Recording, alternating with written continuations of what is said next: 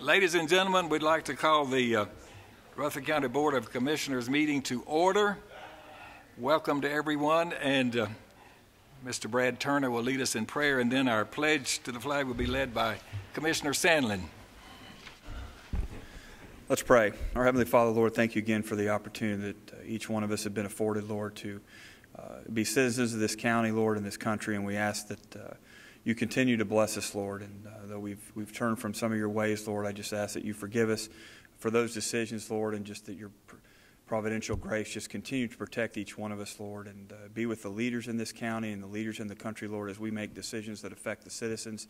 Help us to make those decisions, Lord, free from emotion, and that we do what our constituents elected us to do. I ask that you be with Commissioner Phillips, Lord, as she's on bed rest, Lord. Just let her know that we are thankful for her service, and we're praying that she continues to feel better, Lord, and that you just surround her family right now with strength that only you can provide, Lord. Be with those families that are here tonight, Jesus. Be with those that are watching at home. I ask this in the name of Jesus Christ. Amen.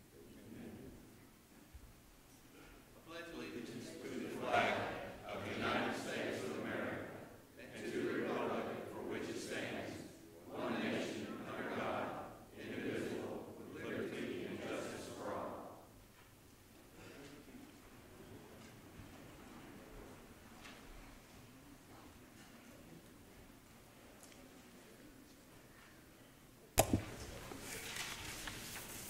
Okay, Madam Clerk, will you please call the roll? Commissioner Schaefer. Here. Commissioner Black. Here. Commissioner Jordan. Here. Commissioner P. Here. Commissioner Cook. Here. Commissioner Jernigan. Here. Commissioner Farley. Here. Commissioner Phillips. Commissioner Sandlin. Here. Commissioner Turner. Here. Commissioner Allen. Here. Commissioner Stevens. Here. Commissioner Jordan. Here. Commissioner Baum. Here. Commissioner Coggin. Present. Commissioner Young. Here. Commissioner Phillips. Present. Commissioner McAdoo. Here. Commissioner Ely. Here. Commissioner Gooch. Here. Commissioner Sereno. Here.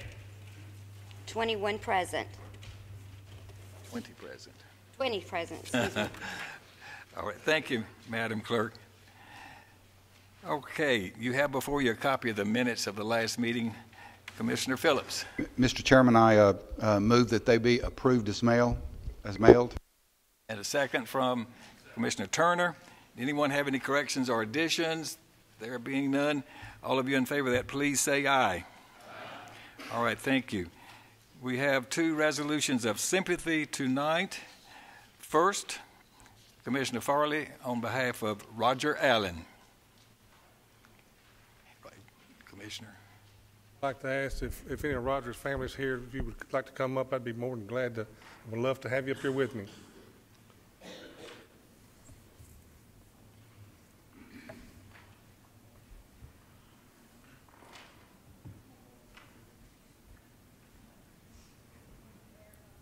That's right here, be fine. Before I read the resolution, probably 25 years ago, I met Roger Allen, and actually we were neighbors. We lived in the same subdivision for a little while, and Roger and y'all decided to move out in Commissioner Jernigan's area. And Commissioner Jernigan, I appreciate you allowing me to read this tonight, even though he was your constituent. Roger was a true friend. We worked together on a lot of issues when I was at the fire department, him at EMA. And we worked together on some issues when he was at Salem Blackman Volunteer Fire Department. And, you know, he was a true friend of mine and a true friend of many. So with that, I want to read a resolution on behalf for Roger and his family. Resolution of sympathy. Whereas with great sadness that the Rutherford County Board of Commissioners learned of the death of Roger Lee Allen, former director of the Rutherford County Emergency Management Agency and a friend of many. And whereas Mr. Allen is survived by his wife of 42 years, Janine Allen, children, Sonia and Curtis Tate, Kayla Allen, and Chantel Thomas Jacobs, 6 grandchildren and 1 great-granddaughter. And whereas Mr. Allen served 20 years in the United States Army, earning his Silver Star and 2 Purple Hearts. And whereas he was one of the first building code officials in Rutherford County, was a volunteer firefighter with Salem Blackman Volunteer Fire Department, and led its board of directors for several years, and serves as assistant director of the Rutherford County Emergency Management Agency. And whereas Mr. Allen retired as director of Rutherford County Emergency Management Agency in October 2012, and after 25 years of service, and whereas we know that his passing has caused great sadness to his family and friends, now therefore be it resolved that the Rutherford County Board of Commissioners at its regular session on this 14th day of February 2013 does hereby extend sincere sympathy to the family of Roger Lee Allen, and be it further resolved that a copy of this resolution of sympathy be forwarded to the family of Mr. Allen by the clerk of this legislative body, and I so move, Mr. Chairman. And second by any number of others. All in favor of that, please say aye. Aye. Thank you very much. Thank you, Mr. Farley. And on behalf of all of the citizens of Rutherford County, we want to say thank you to your family for sharing with us Roger Allen for all those years. And all of us know he was committed, dedicated. It was his life. And he served all of us very, very well. And thank you very much. Thank you.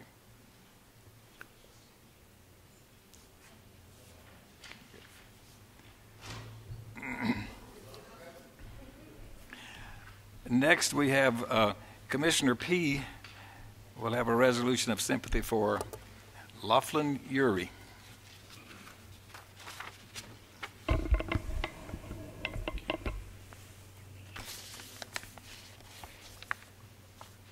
Many of you here tonight knew Laughlin Uri. I've known him for a great number of years.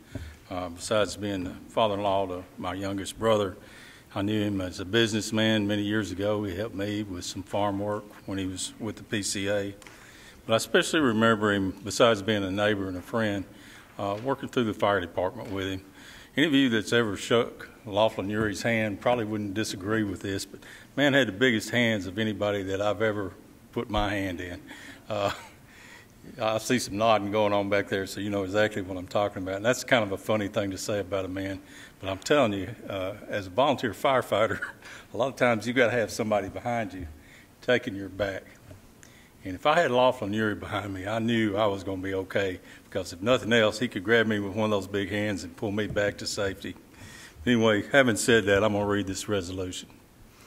Whereas it was with great sadness that the Rutherford County Commissioners learned of the death of William Laughlin Uri, a member of the Rutherford County Board of Equalization and a friend of many.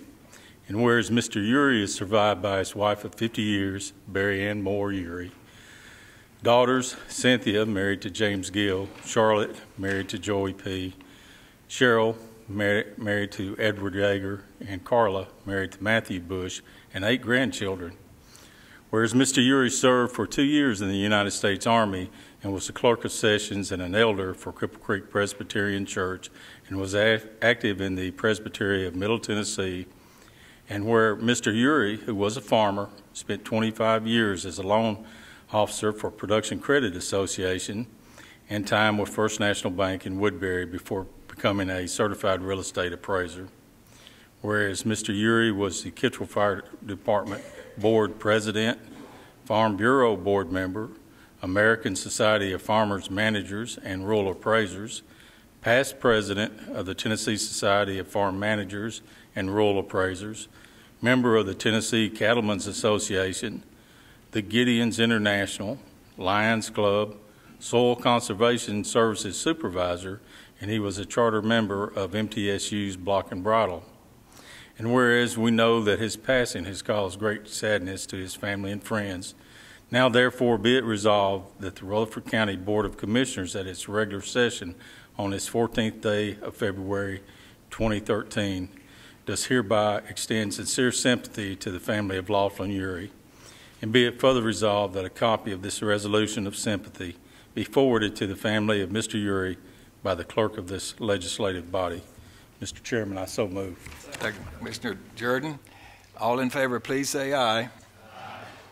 Thank you, Commissioner P. Another person whose example is exemplary in that they served family, faith, and this community in this county, and we just really appreciate the legacy that he's left for us.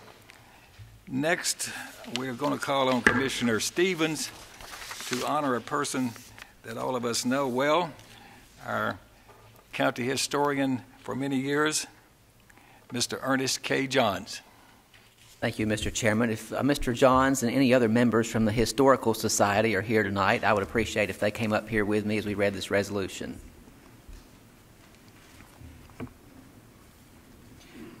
While they're making their way up here, I just wanted to say how great of a person Ernie Johns is. He's done an outstanding job for us as our county historian. He has served in that capacity for 30 years, and he's been a tireless advocate for promoting local history, and we should all really appreciate the work that he's done.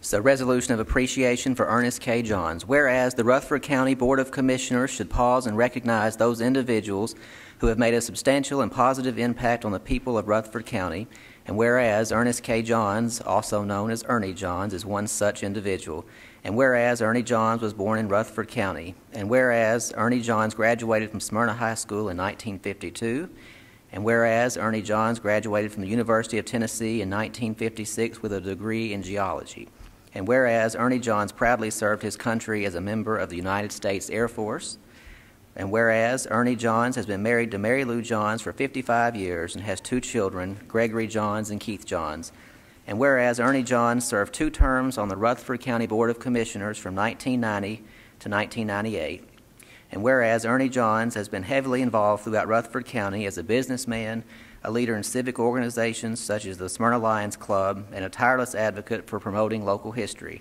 And whereas Ernie Johns was a founding member of the Rutherford County Historical Society and has previously served as its president.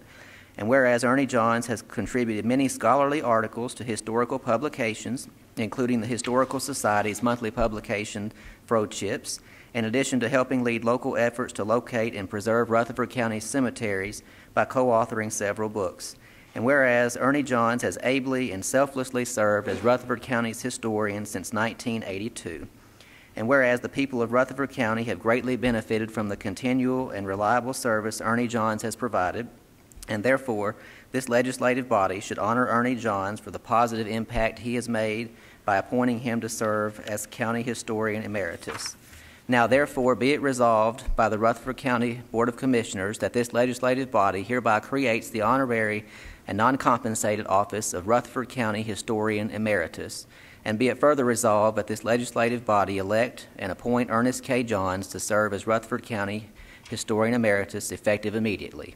And be it further resolved that the Board of Commissioners adopts this resolution to sincerely thank Ernie Johns for his dedicated service to Rutherford County and wish him and his family much happiness and success in the future. Resolved this 14th day of February 2013. Mr. Chairman, I move for approval. Second by Commissioner Black and many others. All in favor say aye. Aye. Good. Congratulations.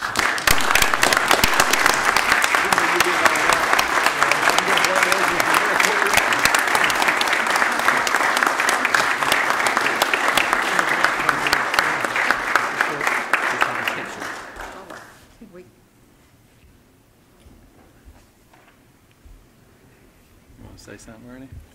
You want to say a few words, Mr. Johns? I say thank you. And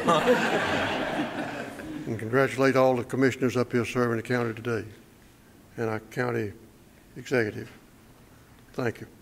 Thank you for your many, many years of service, and we'll make note that all of these years you've served, it was an uncompensation service there, so nothing new here, but we do appreciate it.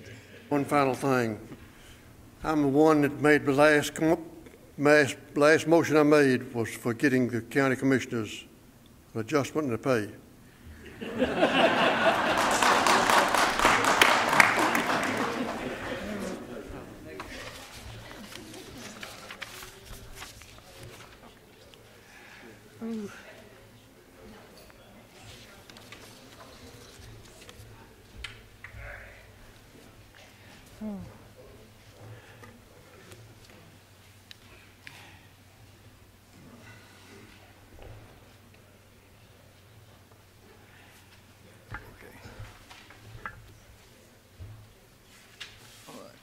Ladies and gentlemen, the next item on the agenda is public comments.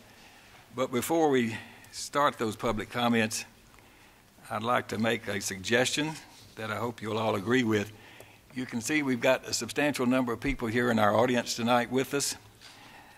What we believe is for most likely an agenda item that comes up under our Public Works and Planning Committee.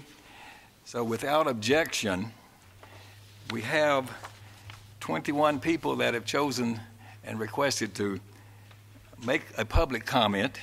So without objection, I'd like to allow that to happen.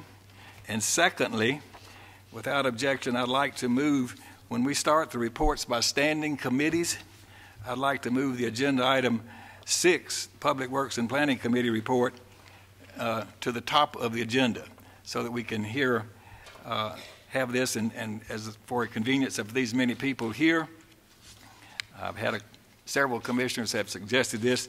So if you don't have any objection to that, that's what we'll do, and we'll start the public comments now. We will have to stop the public comments because we are required to start this public hearing. We have one agenda item at 6:30. Then once we finish that public hearing, we'll continue with the public comments, and then we'll go into the discussion of the Public Works Committee report. Is that okay with everyone? All right, then. Thank you very much. Therefore, we're going to start our public comments. And I want to remind everyone here, we have a timer up here. So since we have so many people, we want to hold you to your 3 minutes. And we'll be respectful about that. And we want this to be an opportunity for you to share your thoughts and your comments about whatever you choose to say. We don't want you to make it personal. We want you to be respectful and be courteous. And we'd ask for you not to, I guess you could say, support or object to what somebody else has said. Just let them say what they want to and be respectful about that. All right, all that being said, the first person that's going to speak is Stanley Word. Give us your name and address and make your comments.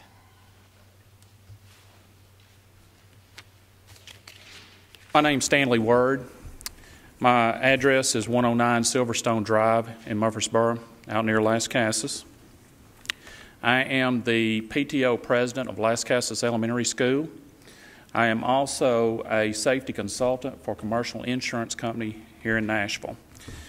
Mayor Burgess, I would like to present this to you all. This is 466 names of people that oppose having the convenience center placed at the ball fields. I'd like to present this to you all at this time.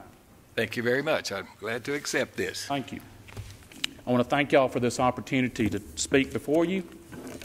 I would like to say I am opposed to moving the convenience center to the ballpark. My reason for this is for the safety of the children and the people and the public for that area. In that one area, you have a church, fire hall, ball fields, and a school all in that one central area right there, making it very congested.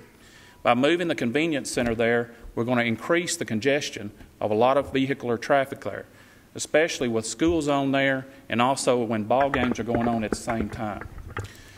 I had the opportunity 4.5 years ago. I investigated an accident over in West Tennessee similar to this situation in a way. They had a dumpster solid waste site that was located within 175 feet of a recreation center over in West Tennessee, and they had a vehicle accidents that occurred. This claim ended up settling out of over $500,000 from this accident within just that one little area right there. I'm afraid this could happen in the same situation that we're creating by moving the convenience center to the location at the ball fields. I also talked with Mr. McNolan on Tuesday about his thoughts about moving it there. He told me that he was against putting it there because of the safety situation that it will create by putting the convenience center there at the ball fields. I also talked with Principal Duke, who's the principal of Las Casas Elementary School. He is also against putting it there because of the school zone being within 100 feet of where y'all want to locate this convenience center. Again, another reason for this is this will create an attractive nuisance in the same area with having children playing there for the ball fields. You have two subdivisions in the same area, one behind the ball fields and one across the road from where the convenience center will be placed. That will lend itself. I have seen children over there during the summer playing on the ball fields during the day. You would create attractive nuisance by having all this equipment and stuff there at the same time. So that's all I have to say on this subject at this time, and I thank you for the opportunity to speak. Thank you, sir. The next speaker is Mr. Wayne Wood.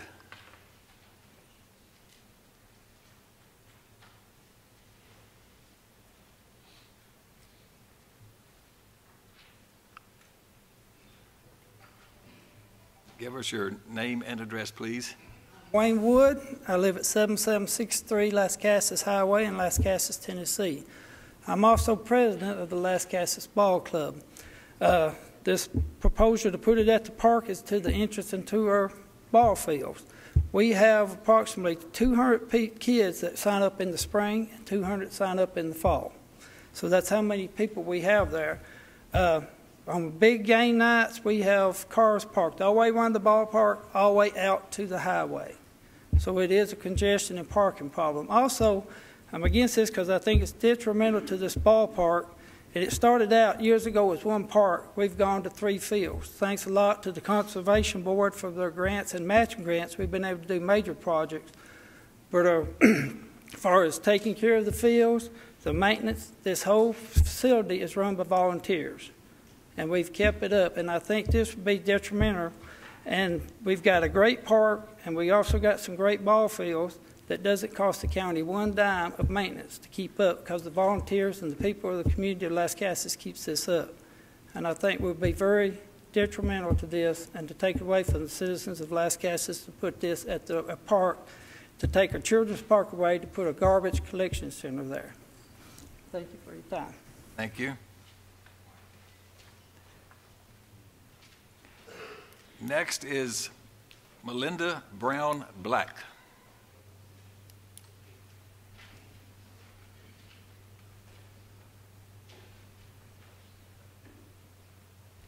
My name's Melinda Brown Black. Some of you know me as Mo. No, I'm not in kin to Jack. My address is 6637 Lascassas Pike. Thank you, Mayor, for letting me talk, and the commissioners. Well, I'm going to give you a little history of the land. The first school was built in 1824 and called Lascassas Academy. In 1926, the fire destroyed it, and classes were conducted in the neighboring churches. Well, in 1926, later on, a new school was built, and the first graduating class was in 1928. The first gym was built in 1936 by the community. The gym burned in 1952, and a new gym was built. It housed the lunchroom and the ag building. Then in 1972, we lost that to Oakland High School. Then in 1993, a new school was built across the road. The old rock fence that is there now at this land was built by the citizens of the community. The rock was chiseled out and hauled on a wagon that was drawn by horses and carried across the road and laid to make a fence. Oh, if only that rock fence could talk. It could tell you how many children had sat on it, waiting on their parents during recess to pick them up. The older students sat on the fence with their sweethearts. I don't think that the students and teachers that went there would want to see a dump where they had spent so much time getting an education.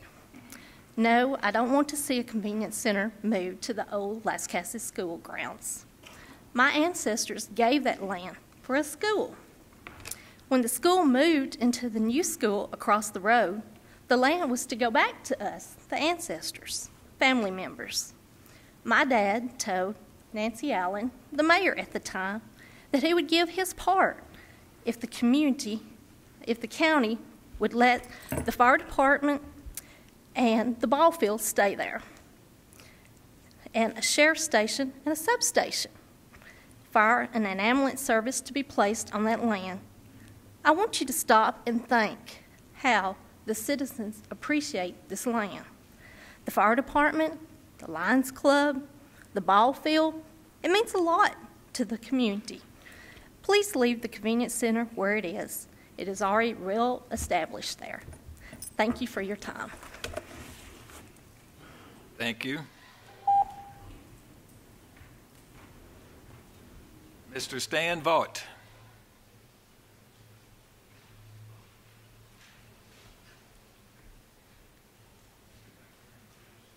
My name is Stan Vaught, 6675 West Trimble Road in Milton, Tennessee. Thank you, ladies and gentlemen, for the opportunity to come before you and speak about the issue. A couple of things that I wanted to touch on tonight would be the convenience and the cost of the center, because I know as the stewards of our community watching out after our tax dollars that you want to operate in the most prudent manner that you can. It's a challenge sometimes because you get emotion and business caught up in the scheme of politics, and it's often difficult sometimes to separate the two. So to help us all focus here tonight, I thought I would talk about convenience and you already beating me? No, you're safe. That's an accident. I can get long-winded, Mayor Burgess. You know that, but I thought, boy, that was quick as 3 minutes. You continue on. I know you haven't been going, but 30 seconds. Okay, good.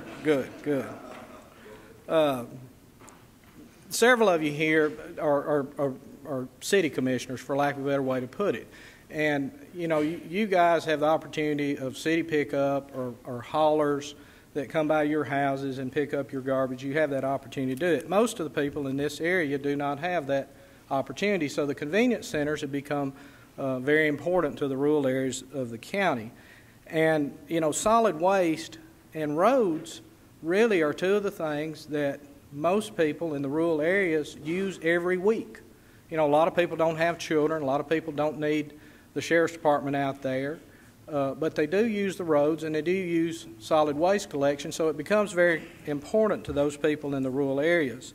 That convenience center has been there, I think, over 30 years. Commissioner McAdoo might be able to correct me, but I think it was established when James Robert Ward was a commissioner up here, probably back in the early 80s.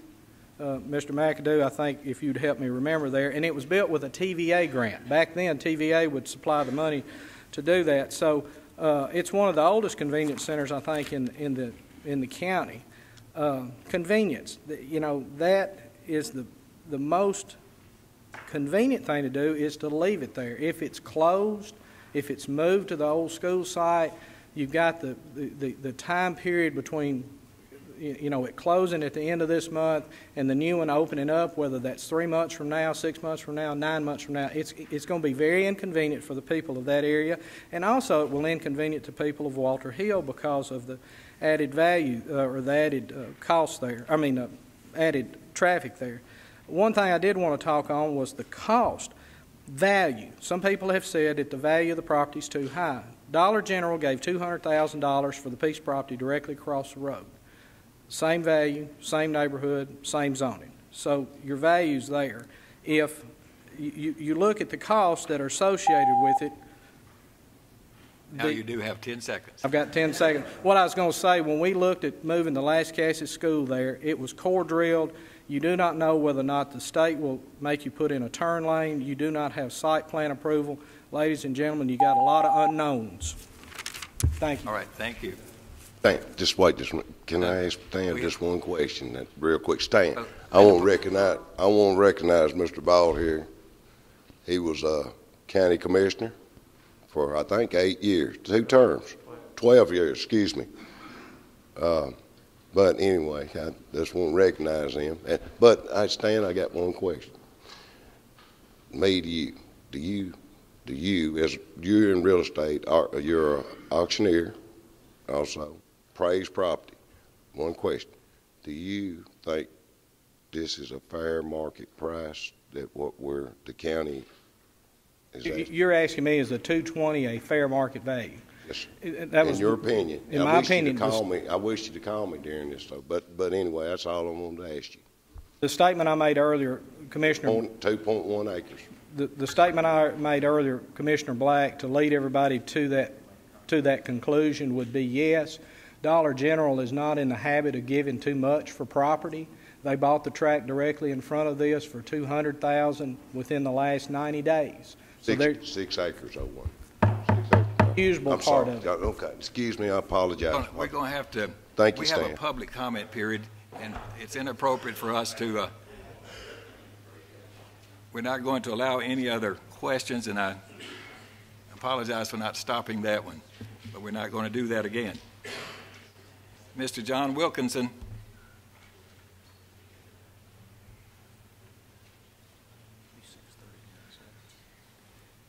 This will be the last one, and then we're going to have the public hearing next. Thank you, Mayor Burgess. My name is John Wilkinson from 470 Hare Lane in Milton. I serve as the treasurer for both the Lions Club and the Lascassas Volunteer Fire Department. And Mr. Black, as you well know, I'm the broker from the Wilkinson Realty Group, and we did I represented the seller for the Dollar General we're talking about. It was 5.67 acres, sir, that is correct. But of that 5.67 acres, this county commission voted unanimously to allow us to develop the very front portion of that. That front portion, I'm not going to give you an exact acreage because I do not know, but it's approximately a third of the front portion. Now, although the back 2/3 of that piece of land, yes, is still owned by Dollar General Corporation, they would have to come back before y'all before they could do anything with it. I stood on the front of that property and I spoke with a number of the members of the community. $200,000, $50,000 an acre, shocked a lot of people in the Lascassas community. In 2005, my family purchased that piece of tract at about $35,000 an acre, and people thought we were nuts. They did. It is in a commercial area. Peachtree and the convenience center have created kind of a little commercial node. Dollar General had, I talked to lawyers in I don't know how many states before that was over with. They do not overpay for property. $200,000, the lawyers had to be paid, the brokers had to be paid. It cost almost $230,000 to take that to closing table. That was for about 2 acres of usable land. 2.1 acres across the street is a very fair price. I want to support Mayor Burgess's compromise plan. I was one of 2 people that got all this mess started, and Mayor Burgess, under very trying and emotional circumstances, has brought us a compromise plan that I think we can all get behind. 2.1 acres at $220,000 is very fair. It is fair market value, sir. I do believe it's fair market value. And Mayor Burgess, I want to thank you. At the beginning of this, me and you maybe, if I was a little aggressive in my opposition to your plan, I apologize. You have done an excellent job bringing this proposal. Thank you.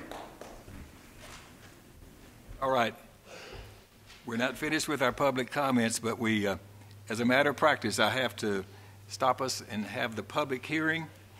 And tonight, Mr. Jack Black, everybody's going to get to speak, but I have to go through this public hearing first. That's part of our procedure, and we cannot deviate.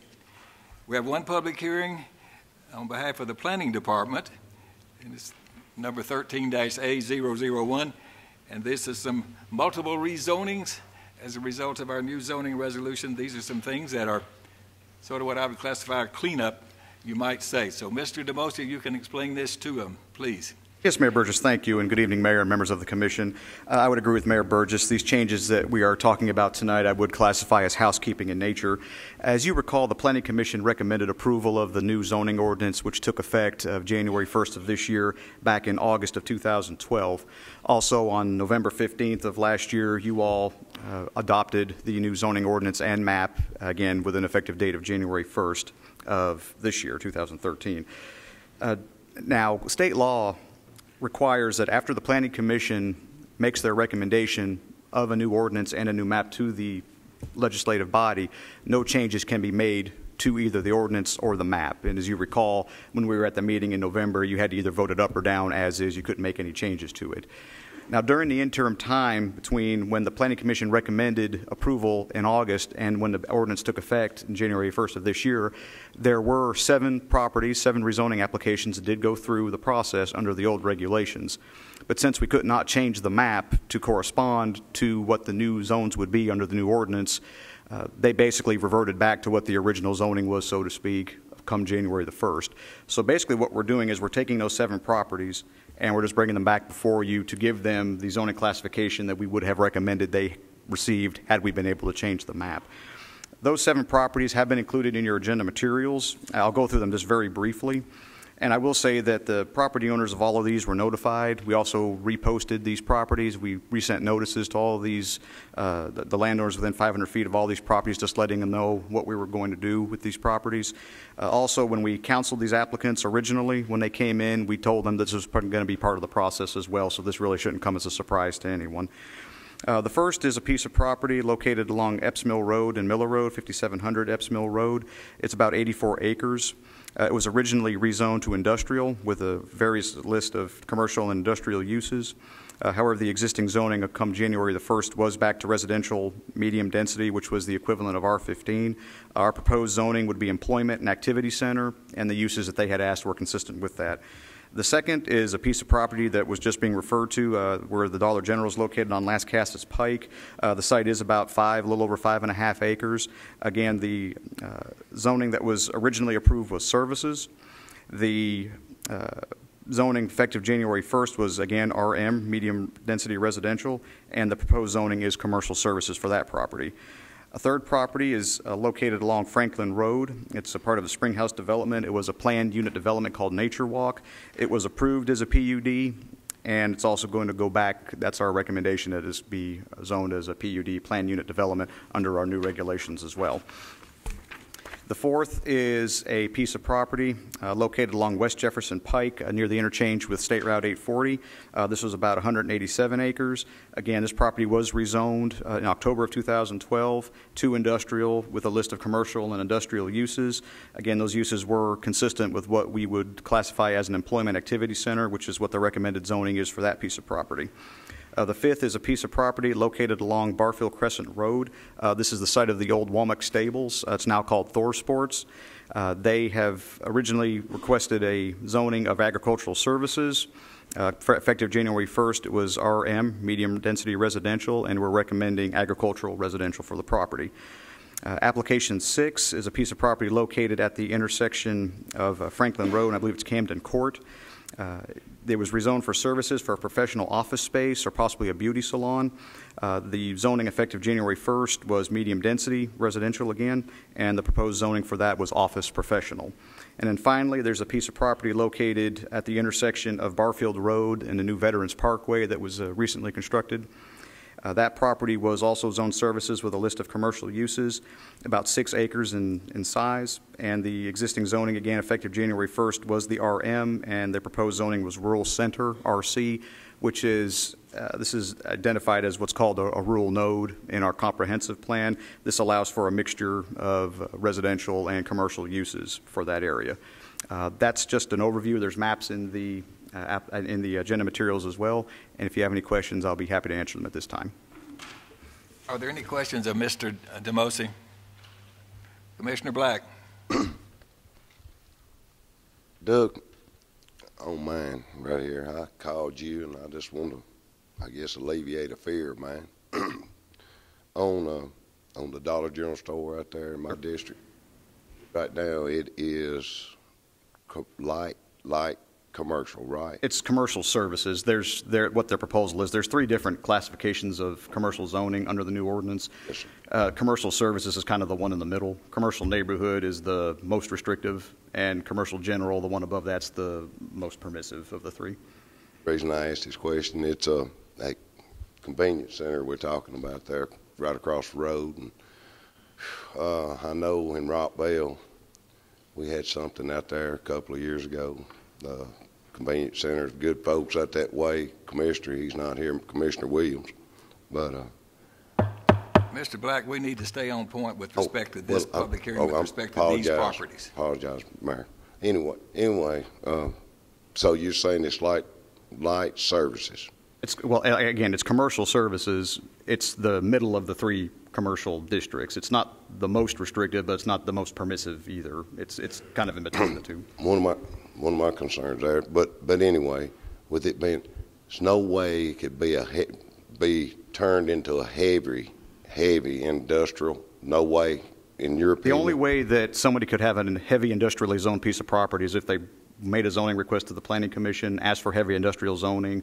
The Planning Commission would have to recommend, well, they'd make their recommendation to the County Commission. Ultimately, it would be your decision as the board to determine whether or not that property was rezoned to heavy or even light, any other classification. Right. So what it is.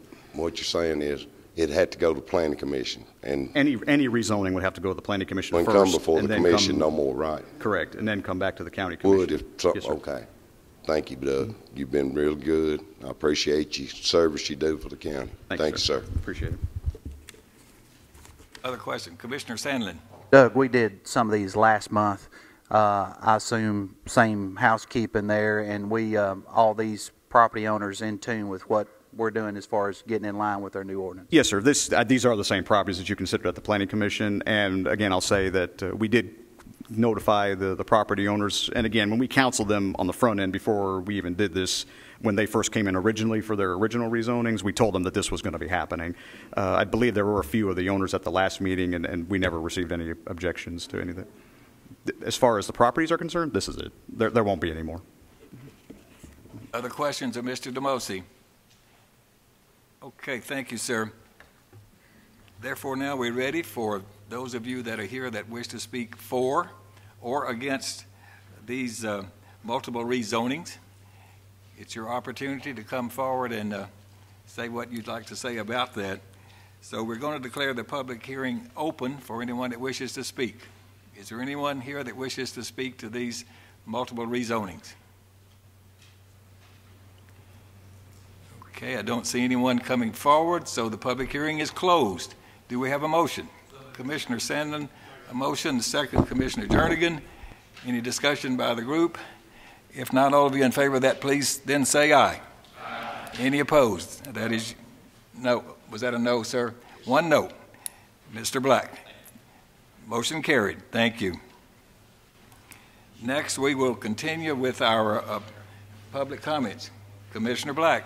I guess I need to explain why I said no on that, and I'm just still a little bit, even though I've been assured by everybody here, I'm just still a little bit unsure about what I asked about earlier, and that's the reason why on that in my commercial zone area out there. Thank you.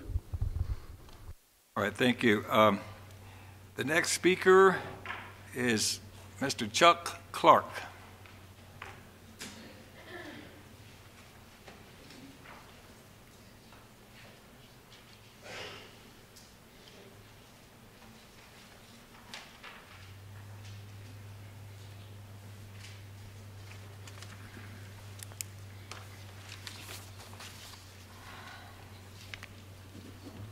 Ladies and gentlemen of the Commission, thanks for giving us a chance to speak on this subject tonight. I'm Chuck Clark. I live in downtown Murfreesboro, but I serve on the Rutherford County Conservation Board. I have 3 points that I hope you'll consider on the convenience center matter. The first one's financial. The second one is about what you have now. And the third is about what you might stand to lose. The cost to move the center is a whole lot more than just the cost of the land. You already heard Mr. Vaught explain that to you. There's the land, the fencing, the paving, the concrete pads, sheds, recycling bins, and that'll cost a lot more than just moving. There are also a lot of costs associated with the disruption of services to your customers. Now, the second is that the Commission already has a big investment in the old school property. The volunteer fire department folks have spent countless hours working to provide a vital service to their neighbors. And the men and women who labor to keep the ball fields up and running do so with financial assistance from the Commission through grants from the Conservation Board. Thanks to these people, Las Casas has a place that serves as its community center, and I would argue that this really is the heart of Las Casas. The third point is if you move that convenience center there, you'll damage that heart. That old wall will get knocked down one way or another. You'll adversely affect the ballparks. You'll interfere with the fire department. You'll create traffic problems. But the worst damage will be to the spirit of the community that's so prevalent there in Las Casas. I want you to know what a great deal you get from the volunteers who work on the ball fields in our communities. The money that the Conservation Board grants to them is awfully small compared to the results that you get from it. So that concerns me a lot. You've received way more than your money's worth at that park, and it would be a real grave mistake to tell these volunteers that their efforts aren't worth protecting. So please, when you're making decisions on things like this, remember one thing. If your only criteria are cheap and easy, then you just don't have enough criteria. And thank you very much. Thank you, sir. Christian Rather.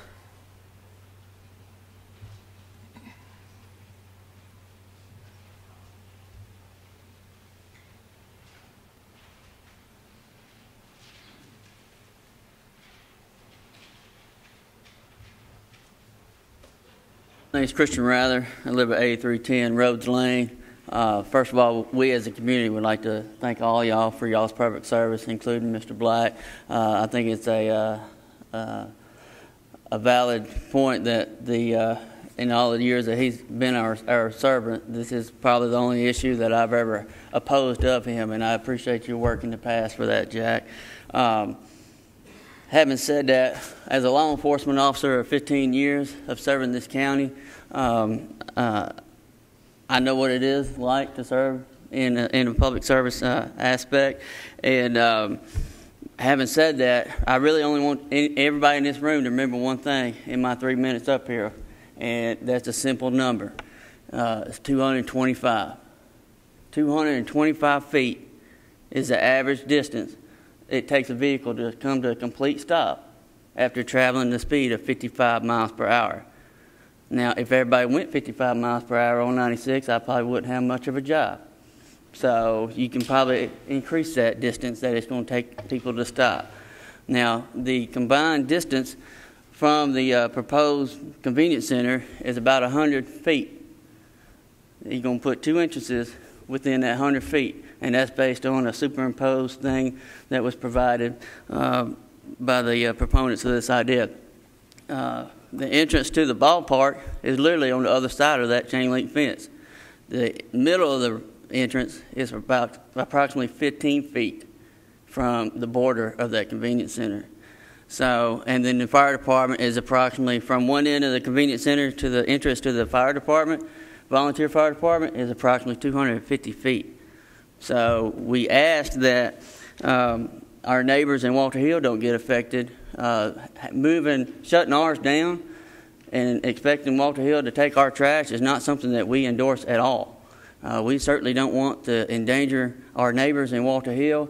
Jefferson Pike is a dangerous road. Trust me, I've worked many wrecks over 15 years to base that on.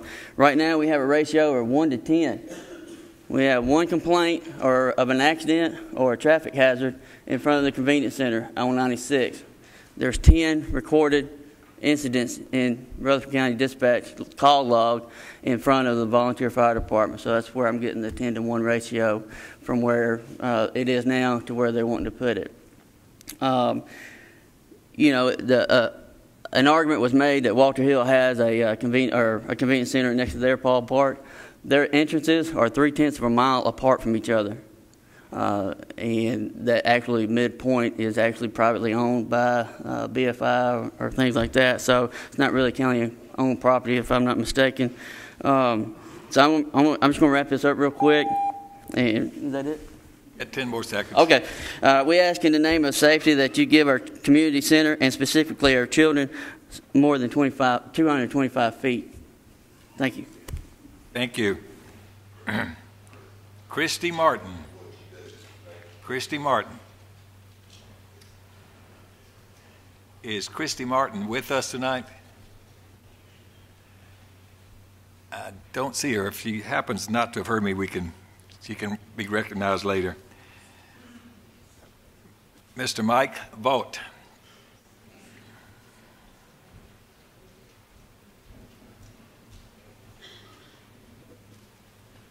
Mayor Burgess, Commissioners, thank you. I'm Mike Vogt, 6594 Browns Mill Road in Las Casas. I think the points for not moving it to the old school grounds have been well made. I will say one thing. I know a gentleman that sent $5,000 down. He hasn't lived here in 60 years to put towards the park that would be destroyed if we moved it to the convenience center. So I'd hate to call him back and tell him that his park money went into a new convenience center. I don't think that'd be right. So I'm going to take my time to urge you to purchase what is up there. I've spoken to the neighbor next door, Mr. Mark DeMint. He's the closest house to it. His brother Brian lives behind him, and his father Paul DeMint owns immediately adjacent to the center. Mark told me this morning that they have no opposition to the center staying where it is. In fact, they're comfortable with it, and it's been there. You know, Mark has remodeled his house since it's been there. What I want to point out is, and I don't disagree with some of my neighbors that say this is a high piece of property, although I think it's sort of fairly priced, probably a little bit on the high end. What I want to point out to you is since fiscal, I called over to the budget office, from fiscal 93-94 up until today, up until this month, we have spent $141,800 in rent. I know it was rented from 86 up into the 93-94 year. I think it was $250 a month. I could not confirm that, which would add almost another $20,000 to that price. We spent $162,000 in rent over the years. If we move it, it'll have to go before BZA, according to Doug DeMasi. I talked to Doug today. I have looked at 3 additional properties with MAC over the last 2 or 3 years. One of them is across the road. It belongs to Melinda's brother, Ernie Brown. Part of the contingency on it would be building a county spec road, water line, and electrical service into the back of the property behind the Dollar General store. I think the property would be high if it was free. I think it'd be high given the county cost of doing that. There is a track up the road about 3/4 of a mile that I know they've looked at. If you'd have to clear it, and the bluff rocks in it, I think the fill on it would make it a wash with this property. So I don't think you'd save anything. The property Mac liked the best now has a house under construction on it, so it's out of the picture. One point, I met with Commissioner Jernigan this morning. We looked at the property. Behind the fence, there is a pad, an asphalt pad. It's approximately 75 feet deep. You'll be gaining expansion ground, and I urge you to use the county's money to buy it, to finance it over 20 years. It'll be cheaper to own it than it is to rent it right now at the price they're paying. Thank you. Mr. Mayor, Mike. No questions, please. Public comments only. Mr. John Welker.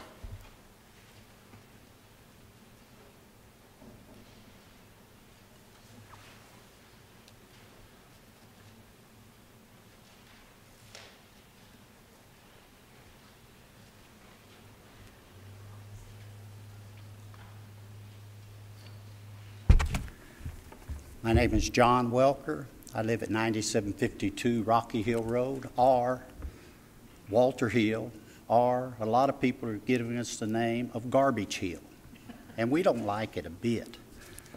One problem we have,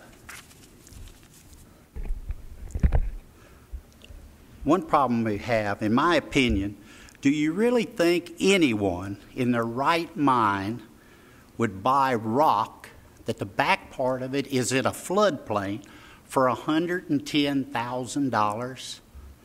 No. And the rest of the county taxpayers aren't going to understand it either. You are setting due precedence of law with this decision. We must prove that these 4 elements of the Fifth Amendment are present. 1, it's got to be private land. Peachtree owns the land that we're discussing, the 2 acres of rock. 2, it must be taken. Peachtree is forcing the taxpayers to pay without any chance of us doing anything to negotiate. 3, it must be used for public use. The convenience center is public use. And 4, for just compensation. I'm a real estate agent. I done a CMA, comparable market analysis on it, which I'm sure these other people that's in real estate done that too. This piece of property would be approximately $10,000 for the 2 acres in a floodplain with no septic tank or nothing else. No. And the land for that, these elements have been interpreted many times but have been upheld in court. The county should exercise the power of eminent domain on the behalf of the county taxpayers, and because Peachtree Landscaping is being unreasonable while at the same time is forcing the county to buy or move in less than 2 weeks. Not 2 years, 2 weeks. I don't know who's been dragging their feet, but that's ridiculous. This commission does have 2 choices. You can, 1, support Commissioner Black's idea to save the county $110,000 and go to some land we already own, or you can take the land for public by using the eminent domain. Everyone but Peachtree will be happy. I believe this is the duty to exercise diligent and common sense. This is the way we should go. Thank you. Thank you. Next, Cynthia Wells.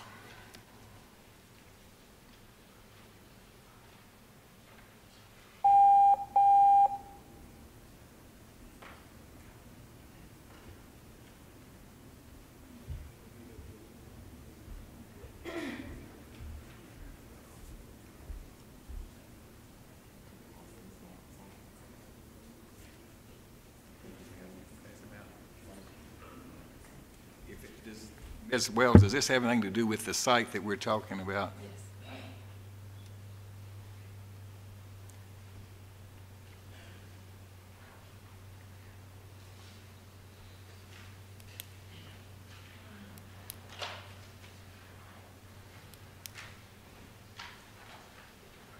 My name is Cindy Wells. I live at 7884 Canesville Pike in Las Casas. And I'm passing this map out because I wanted to show why I'm still worried about this property becoming heavy industrial. We've just been told by the planning director that we don't have anything to worry about, and I've been told by Mayor Burgess that we don't have anything to worry about because it's not zoned for that. But 2 short months ago, the county tried to put their heavy industrial business right there. So I'm worried. Maybe that doesn't make any sense, but the landfill garage was going to be industrial, not in the commercial service business that Mr. DeMasi just told us about. So I'm worried about that, and so are my neighbors. This is a big piece of property that surrounds this. This could all, we can't predict what's going to happen. But I know what was just said, and I know what the county just tried to do 2 months ago over Christmas break. The other thing I'd like to thank my commissioner, Jack Black, for constantly worrying about the taxpayer. I would think anybody would be proud to have a commissioner that only thinks about the taxpayer, and I really appreciate that. The other thing is, I'm not in real estate, but I'm thinking maybe I should be, because to say that $110,000 an acre is fair market value is not. The county in the last 5 years has never paid $110,000 for 1 acre of property anywhere, not at the interstate, not anywhere. So it's an unprecedented amount of money to pay and to keep some special interests happy. If you don't like playing beside the convenience center, go somewhere else. If you don't want to have your Lions Club meeting there, you can go somewhere else. I can promise you there are going to be people waiting, standing in line to come in right behind you and take your place. They'll be happy to get that free spot and enjoy what's there. Also, I know the SROs are going to talk about that tonight. I would think the parents would be more concerned about getting more SROs in schools than they would be about their child playing beside a convenience center. The SROs will protect your children in the schools. You can protect your children at the ball field. You're there with your children, and I just think, for me, and I don't have children, I would much rather pay for SROs in the school than pay $110,000 an acre that is nowhere near fair market value. Thank you. Mr. Donald Todd.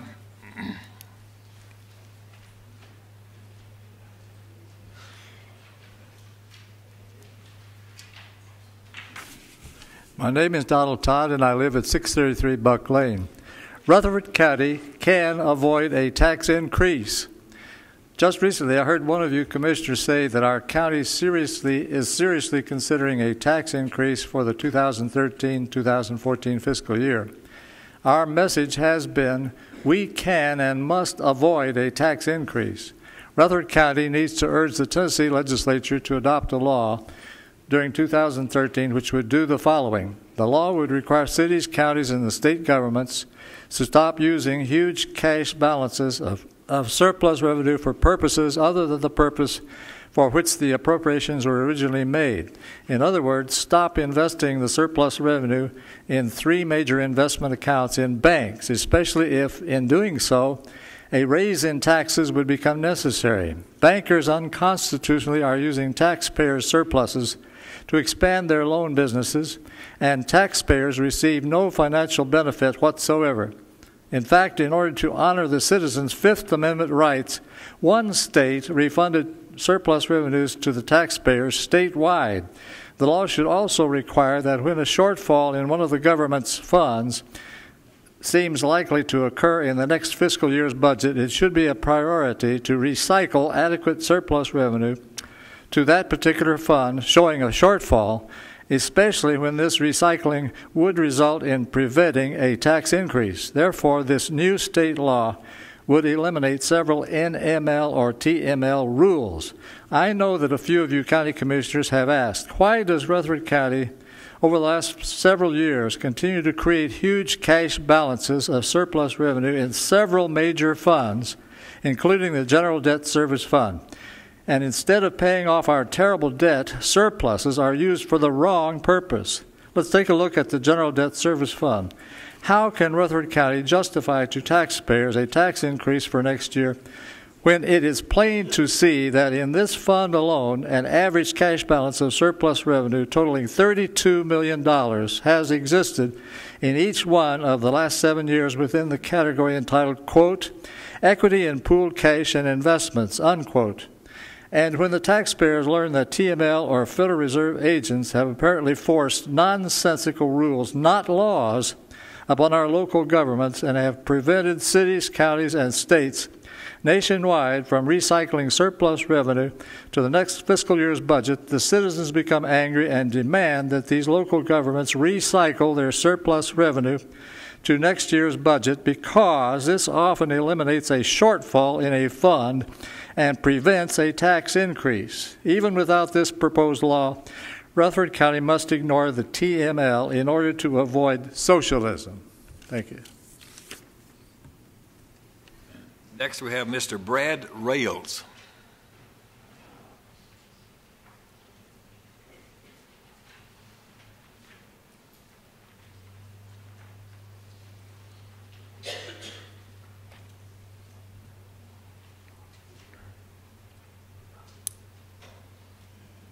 Thank you for the opportunity to speak.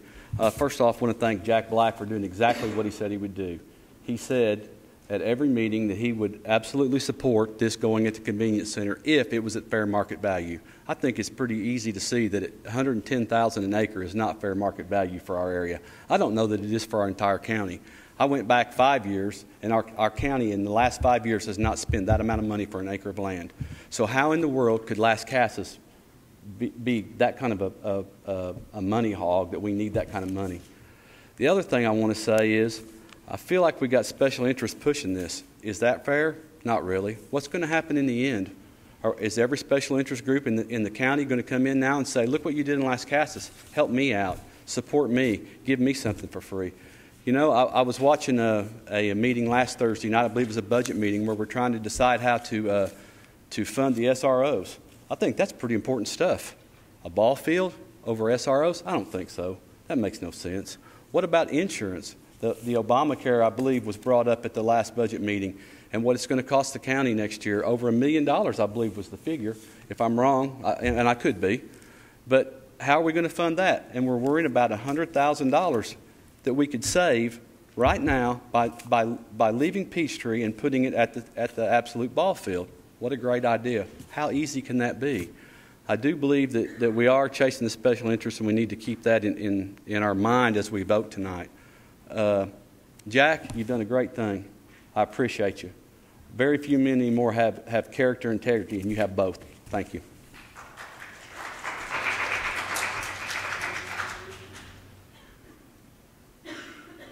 Penny Hooper. Penny Hooper.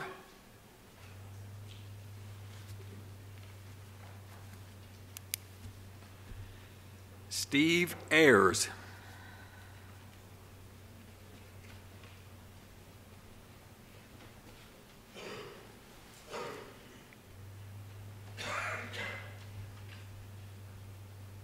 Stephen Ayers, Drake Lane in Murfreesboro. On the Las Casas incident, I wasn't planning on speaking, but I'll just tell you right now. You got to understand we've got that cost of moving. Nobody seems to have mentioned that much. And then somebody threw a $100,000 figure around. And obviously, if you take that out of the purchase price, somebody's already said this, I'm just repeating it. That's $120,000 for a 2-acre site's already ready to go. And as far as real estate values goes, believe me, we'd have trouble finding that anywhere else. That's already ready to go and approved. Keep in mind, this is already approved, and it's already working. Plus, you're getting, another acre plus than you have now that you could expand with. So that's a good deal. I think you ought to go with it. At any rate, what I want to say tonight, the SRO issue, and believe me, I got 3 grandkids at Las Casas Elementary, so I think about them, but I'm going to go the other line and say that we're going to spend $1.2 million,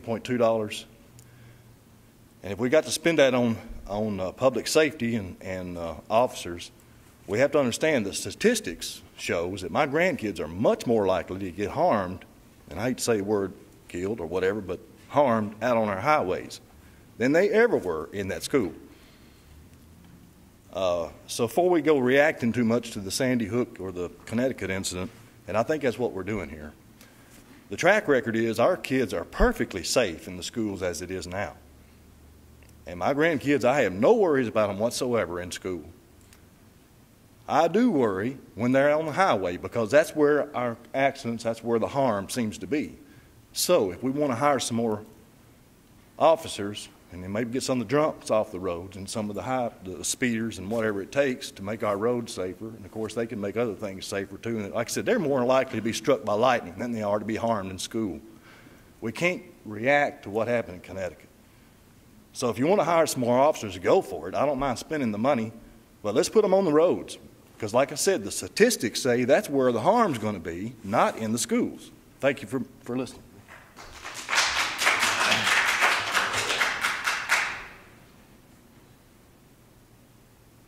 Mr. Danny Dill.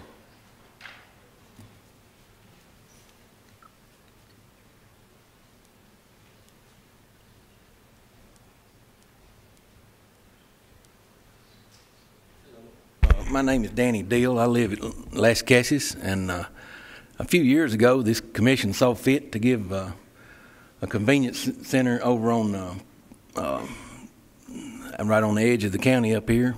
Ms. Eloise Johnson, $4,000 for her convenience site. I know that was a few years ago, and this convenience site, if it is worth this much money, and a lot of these great minds in this community seem to think it is, then maybe what we need to do is find another place to put it that ain't so expensive. And I mean, this is, folks, we're not going to survive if we keep doing foolish things like this. If this is a dump, this is not a hospital, a store. This is a dump. And if you don't want it at the ball field, that's fine, but let's find somewhere $5,000, $10,000 flat rock somewhere, just like we're about trying to buy right here. But the ball players ought to all get together and find somewhere to put this thing, in my opinion. This has a real bad smell to it. Real bad. People, something's going on here. This could get on YouTube, and all you great minds up here could be the laughing stock of the country, giving $110,000 an acre for a dump. Y'all need to think about that before you go too much further. Now, all of you, I'm sure, is not for this. Y'all can look at me hard like I'm trying to throw you kids under a garbage truck or whatever you want to do. But this is for all the marble. Thank you. Thank you for letting me speak. Let's be respectful of each other. Melody Sorensen.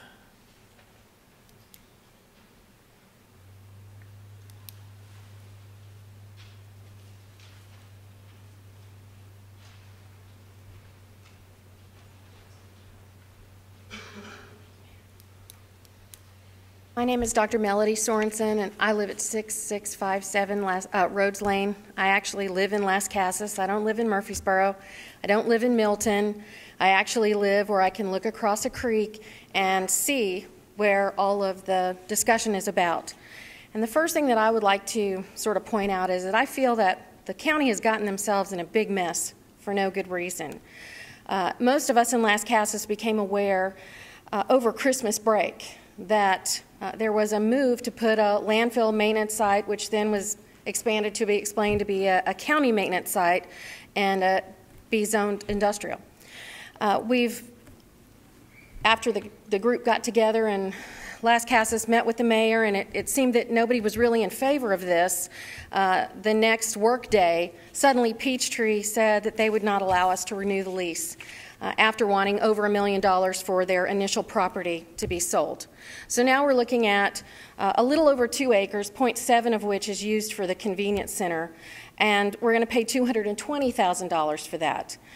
We're looking to give a great deal of money to a company that actually owes over $500,000 to the federal government for treating its employees extremely poorly, paying no overtime, having them pay to move from Guatemala here at their own expense, and now they're looking for a way to get out of the hole with the federal government.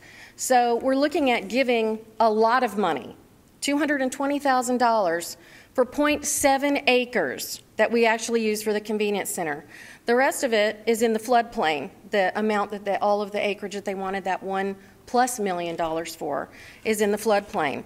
And I'd like to thank Jack for looking out for the taxpayers and the people of Las Casas. He's done that faithfully at a lot of personal cost.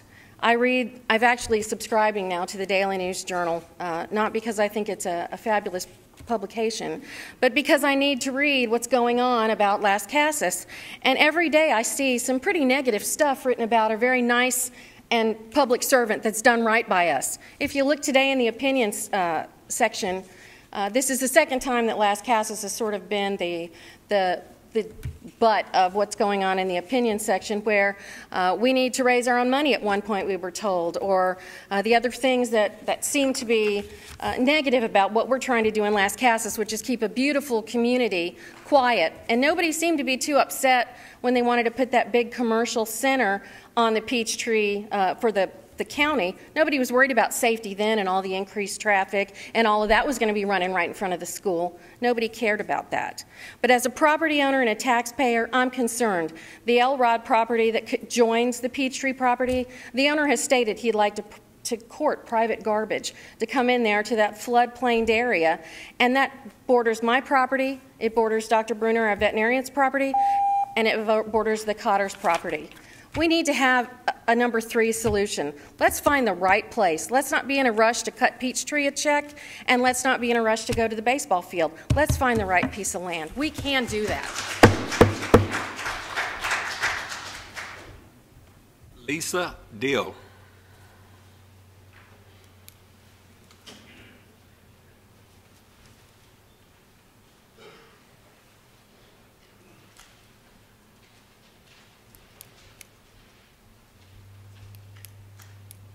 Lisa Deal. I live at 7903 Lascassas Pike. I'm not a lifetime resident of Lascassas. I'm married into it. But I do want to thank you for allowing me this chance to speak tonight. A lot of the things that I wanted to say have obviously already been said. $110,000 an acre. Wow, I didn't know my property was worth so much out there. You know, that to compare Dollar General to what the county wants to buy, to me is like apples and oranges. Dollar General is a private corporation. If they want to give $2 million an acre for property, you know, more power to them, God bless them. But I appreciate Commissioner Black. I appreciate the fact that he is looking out for us as a taxpayer. And I am a taxpayer of Rutherford County, and I just do not see giving $110,000 an acre for property to put a dump on. And, you know, as far as the ball field is concerned, we made it very clear in the beginning that was not optimal. Nobody wanted to do that. But Peachtree came back and said, you've lost your lease. Okay, that is their option. So people are scrambling trying to find somewhere to put this convenience center. And I don't think that we've looked very hard, because I can promise you, if you look around the area, maybe even go up the road towards Milton just a little bit, there's going to be property a lot less than $110,000 an acre. And I love children as much as anybody. And people have said, you know, about the safety of the children, putting it at the ball field. And like I said, it's not optimal. But I don't think it's good for the children either to be strapping them with bills. Money that, you know, talking about borrowing and paying over 20 years' time. You know, that's a lot of money. I'm a fiscal conservative, and, you know, I pay enough taxes already. And I just, you know, to me, just it's easy to spend other people's money. It's easy to say, oh, it's just taxpayers' money. You know, the county's going to pay it. The county's going to buy this. Well, where does the county get their money? You know, the taxpayers are involved in this, and so I would urge you before you make a final decision. And like I say, I know time is getting short. We've got till February 24th, and we've lost our lease there. But to please look around and see, if we don't want to do it at the ball field, to just look around and see if there's not some other property available. Thank you.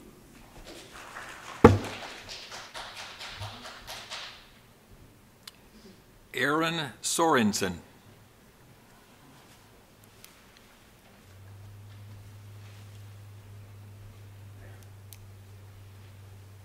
Commissioners. Aaron Sorensen, 6657 Rhodes Lane. I live in Lascassas. I also live across the street from the creek. About 20 years ago, I moved to Tennessee. When we looked to move to Tennessee, we looked at the different areas that we could move to in Middle Tennessee, and we picked Rutherford County for several reasons. We picked it for community, we picked it for low taxes, and great schools. Through the years that we've lived here, we've made several moves, and every time we've moved, we've not thought about leaving the county. We've stayed in the county for those reasons. So I agree with a lot of things that have been said. One of the things as a taxpayer for almost 20 years is I think it's also quite crazy to be spending this kind of money for a convenience center when I think there's other opportunities within the area to find a convenience center.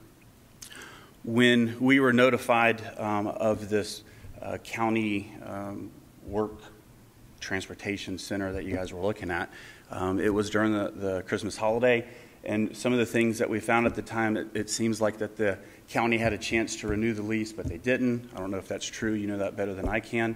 But it just doesn't seem as though we're being very prudent at how we've handled this situation. And now here we are at the midnight hour having to make a decision that I think is not being done as well as it should. I also agree that there doesn't have to be just two places. Why, with the county as large as it is, and Las Casas and all the area that we have, has it just come down to these two areas? I don't know that where we have it currently is the best decision for the county and as a taxpayer. I also don't know that going to the ball field is the best decision either. And that's my point. I don't think that we have come up with the best decision here. And to make a rushed decision, I think, is ultimately going to lead to a bad decision where we're spending almost $250,000 for almost a half an acre to leave some dumpsters. You know, I hope you all as the commission, I know you have a difficult job to do. I appreciate Jack. You know, he's the boots on the ground for our area. And I think Jack has been out at every meeting, knocked on a lot of doors, and talked to a lot of people in this area. So you've only got 20 or 30 people from our area tonight represented to talk to you. But I definitely urge you to talk to Jack. Jack's been out there talking to the people, shaking the hands, and he knows the vibe of the majority of the people in this area. So I thank you for your time. Mayor, thank you. Jack, thank you. Mr. Galen Perry. Galen Perry.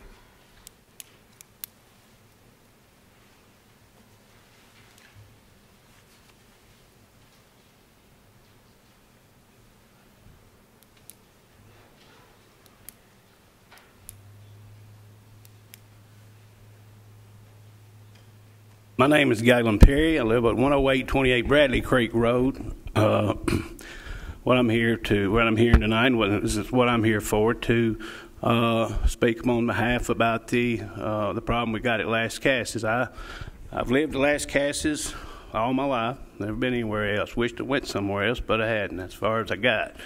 But I don't particularly want to see the dumpsters go to the ball field, but you know, we kind of got ourselves in a mess right here. I feel like I'm also an auctioneer and real estate agent and been for 30-something years.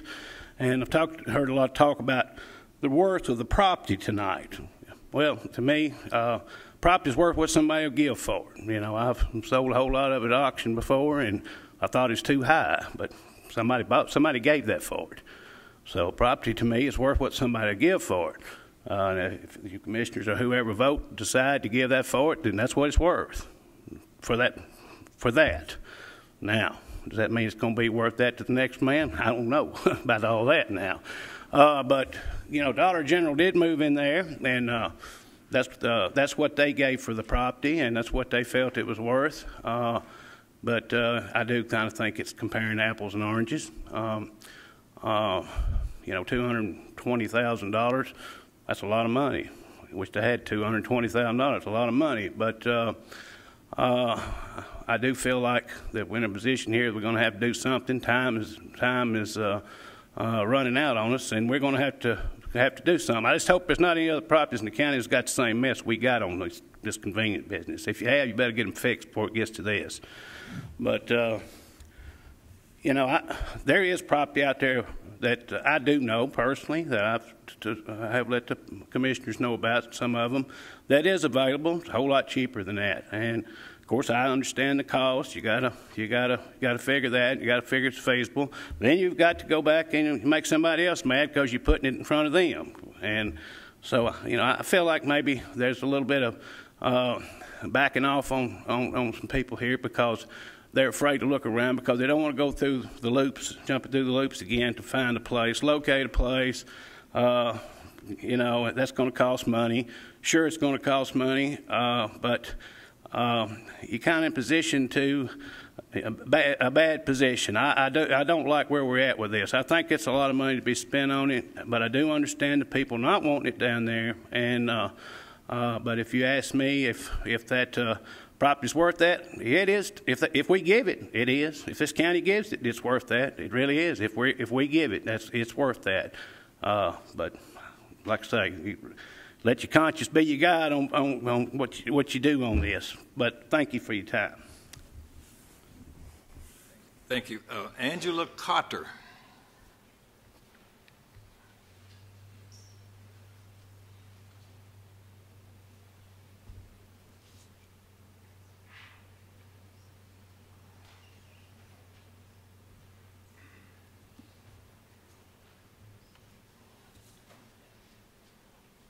Good evening. My name is Angela Cotter, and I live at 6601 Rhodes Lane in Las Casas. First, I want to thank the commissioners for the job that they do. I know a lot of times you guys get stuck in a hard place. The first thing I want to bring up is the Peachtree site. I consider that an exorbitant amount of money, $110,000 an acre. I wish I could get somebody to pay me for my property $110,000 an acre. I'd be glad to find somewhere else in Las Casas. I'm sure would be less money.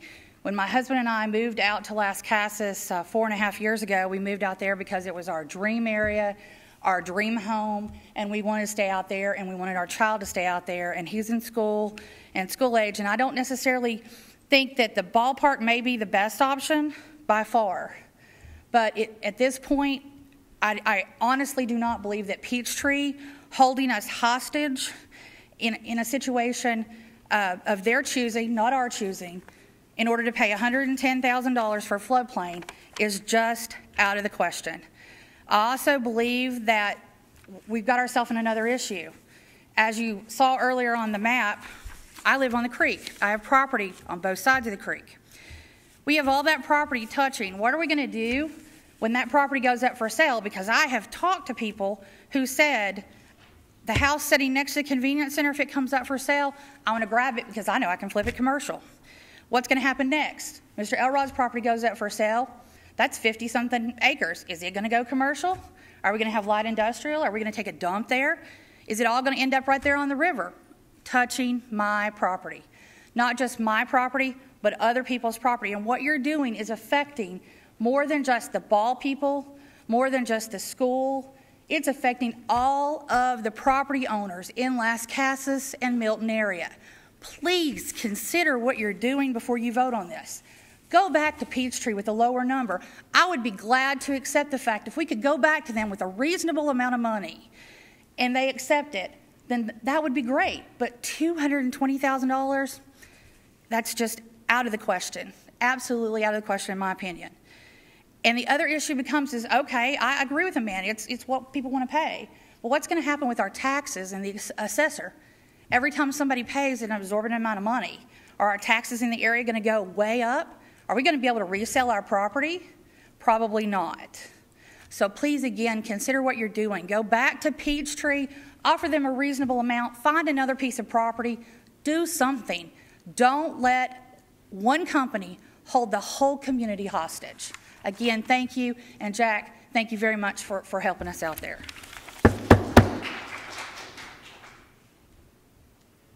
Okay, that's the end of the public comments. All of those that have spoken that asked to speak, every one of them.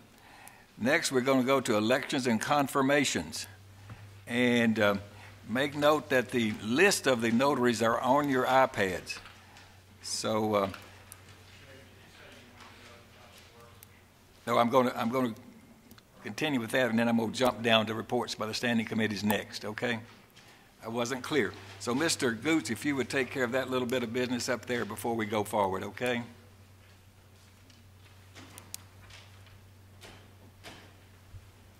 Thank you, Mr. Chair, fellow commissioners. Steering committee has several items for your consideration this evening. First, on your, whatever it's called, is a list of notaries, and I move for their approval, Mr. Chair. Second, Commissioner Sandlin and others. All in favor of that, please say aye. Aye. Any opposed? Thank you. Second, we need to fill a vacancy on the Conservation Board. Steering nominates Mr. Clarence Brandon. I so move, Mr. Chair. Second, was that Commissioner P? All right. All in favor of that, then please say aye. Aye. Any opposed? Thank you very much. And finally, we need to fill the county historian. Steering nominates Mr. Greg Tucker, and I move, Mr. Chair. Second, Commissioner Jernigan and Mr. Schaefer and others. All in favor of that, please say aye. Aye. That is unanimous. Thank you very much, and welcome aboard Mr. Tucker. He is with us in the audience. Thank you, Mr. Mayor. All right. There is no unfinished business, so now we're going to start on our reports by standing committees, and we are going to take first the report from the Public Works and Planning Committee, and we'll recognize Commissioner Allen.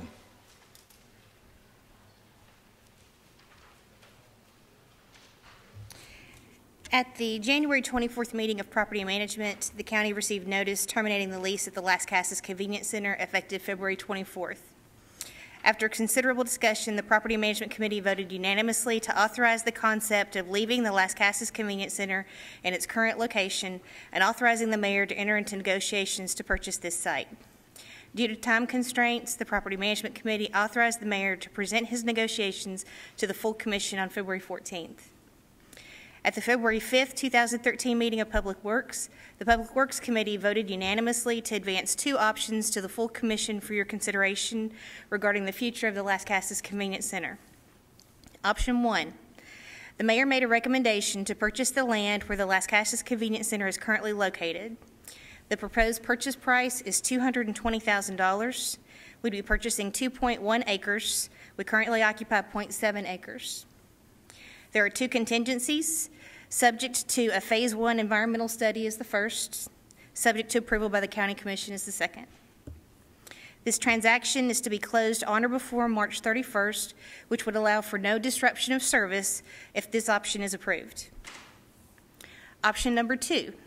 Commissioner Jack Black would like for the county to relocate the convenience center to the property currently owned by the county to the old Las Casas School. Relocation expense is estimated at $100,000. It would require approval by the BZA prior to establishing a functional site. It would result in temporary disruption of service. It would impact those currently using the school, such as the Lions Club, the Volunteer Fire Department, removal of an existing playground, and would place it near the existing ball fields. I will defer specific questions on each option to the mayor for his option and Commissioner Black for his. I present both of these options to you for your deliberation. Commissioner Sandler, Mr. Chairman, while I was wanting to ask the chairperson of the committee, I'm sorry, I was trying to catch the dates. What's the dates again that we were notified and everything? Well, it was a 60-day notice, but at the January 24th meeting was when it was discussed that we had till the February 24th to vacate. So in December, what I was hearing from the public comments, that's when the Peachtree owners put signs up. They didn't close it, but they just put signs up saying it's going to be closed. I don't think they put the signs up. We put those signs up ourselves after they gave us notice of cancellation, of a 60-day notice of cancellation. Okay, so they gave us notice in December. Yeah, 60 days would be up February the 24th. So they notified us December the 24th, the day before Christmas. I don't have that letter with me, but I think that's correct. Merry Christmas.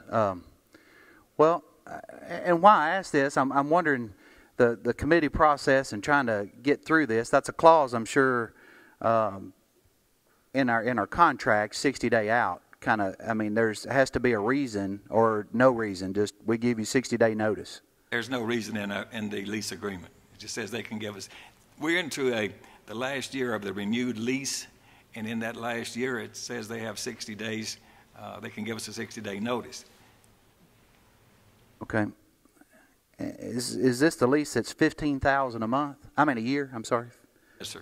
15,000 a year is what we're paying on it now, right now. How long have we been paying 15,000 a year? I think the second or third year at 15,000, but it's gone up progressively over many years. I see. So and okay. I'm gonna hold off for a minute. There's some more questions. We need to, before we discuss, we need to see if we get a motion on the floor. Mr. Black? Well, this has been a long road for me. I apologize. I know there's a lot of folks here concerned, and I've tried to do everything I could to keep everybody together out there. I know everybody's tore, and it just bothers me greatly. But one thing for sure, we're gonna solve this today, one way or the other. And I want to assure Walter Hill, you're not going to have his traffic. You're not going to have his traffic. We're going to have a convenience center in our area.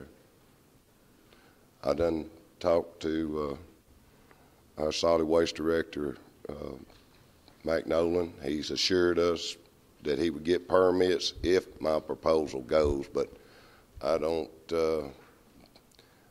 well, I just don't feel comfortable, I mean, good about it going, but it might. I don't know. But anyway, just to say, we will have somewhere to carry our garbage. We had to file some permits. I think Mr. Nolan said he would have to go through the state, and I talked to one of my constituents that lives up there, and he's at TDEC, and he assured me that when the papers was drawn up, just as soon as they was, send it down there, and pretty much so reassured me that we would have somewhere to carry our garbage. So anyway, just kind of refresh the rest of the commission memories on the history of this. Hey, we didn't out there. We didn't ask for this. It kind of come at us and out of the wild blue yonder, in my opinion.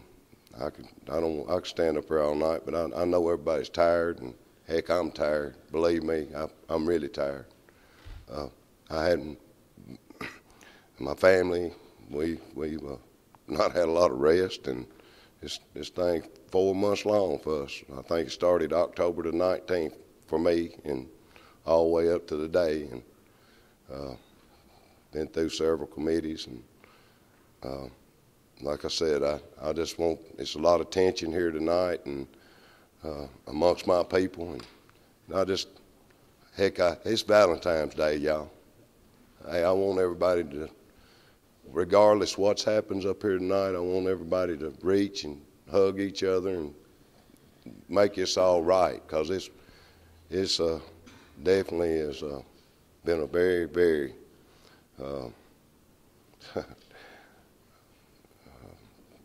I ain't never been, I've been up here 10 years, and I've never been faced with nothing like this.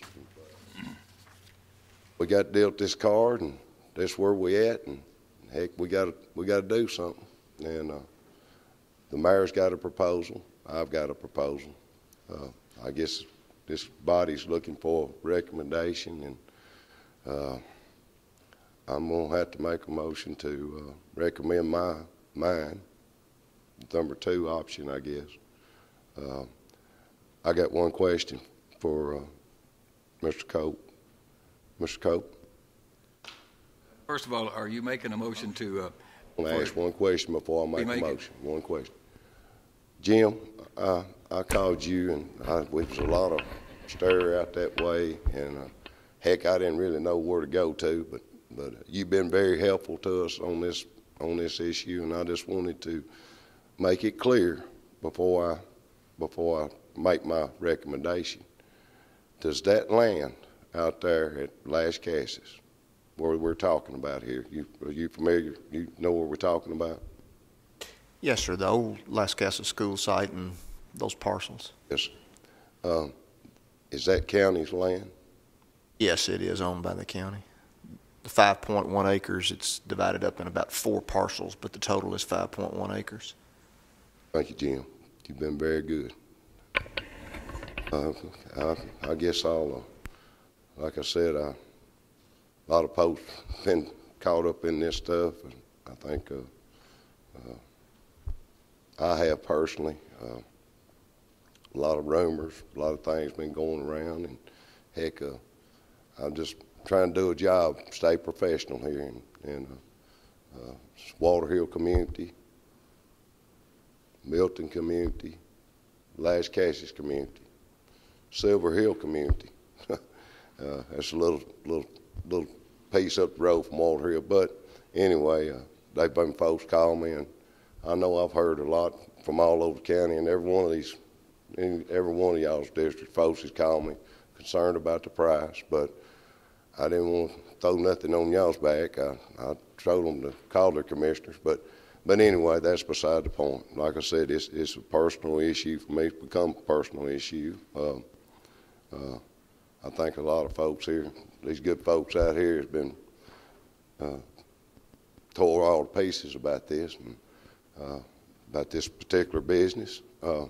Why they've I guess done business with the county here on this, and I'm ready for it to go away one way or the other. And Mr. Black, would you Go ahead and make your motion, please. Yes, sir. Yes, sir, Mr. Mayor. Thank you, and I want to thank you for you and Mr. Nolan. Y'all took the lead on this from the very beginning, since October 19th, and all the way up to right now where we're at. And I'd just like to say one more thing. A lot of rumors right here amongst y'all. A lot of words been said, and I've heard, but yes, sir. I want to tell this commission, even though it's been a little bit personal to me, but one of the fellows that was charged out there at our demolition area, Mr. Joey Black, he's my brother. I want that known. I apologize, but to all the rumors and all, but anyway, I just want to let that be known. But like I said, it's become a very personal issue for me.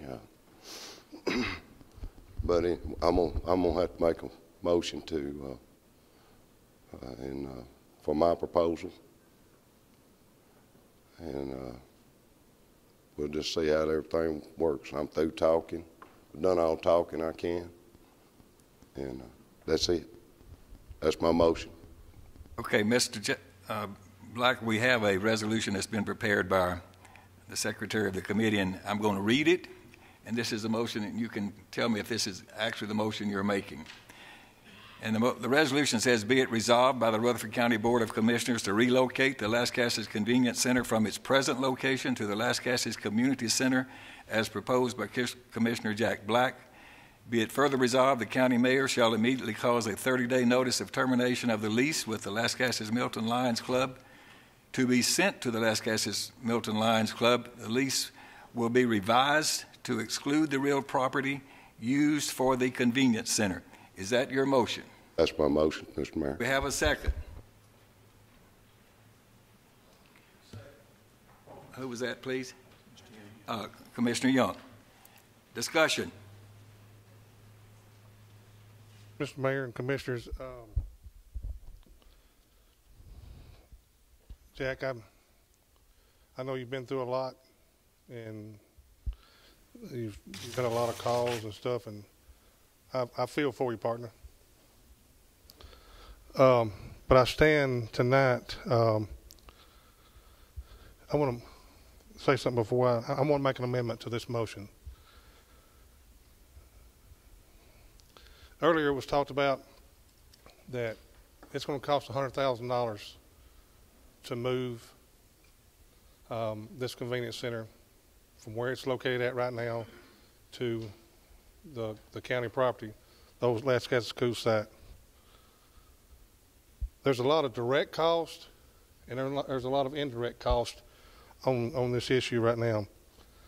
Another direct cost is going to be, and I'm going to give a dollar figure here. It may be high and it may be low, but I'm going to put a dollar amount on it of $50,000 as a direct cost, because once we move this convenience center to the playground area there at Las Casas School, it's going to cost us at least $50,000. We're going to have to tear out the playground. We're going to have to move that playground somewhere else.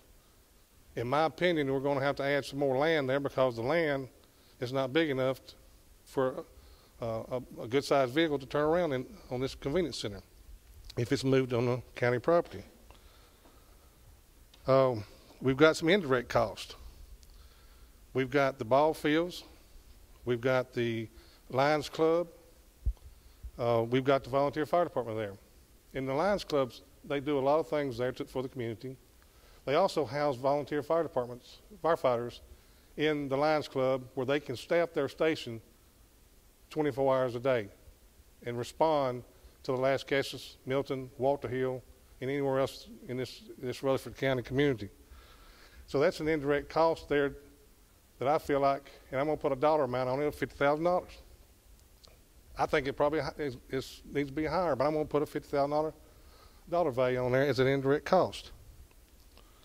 So we're actually right now we're at $200,000, whether it be direct or indirect cost. So we're $20,000 short right now. $10,000 an acre. $10,000 an acre. I went out to the Las Casas community. I usually go out there to the volunteer fire department's fish fry. I try to support them, as I do support all firefighters, because I'm a retired firefighter myself.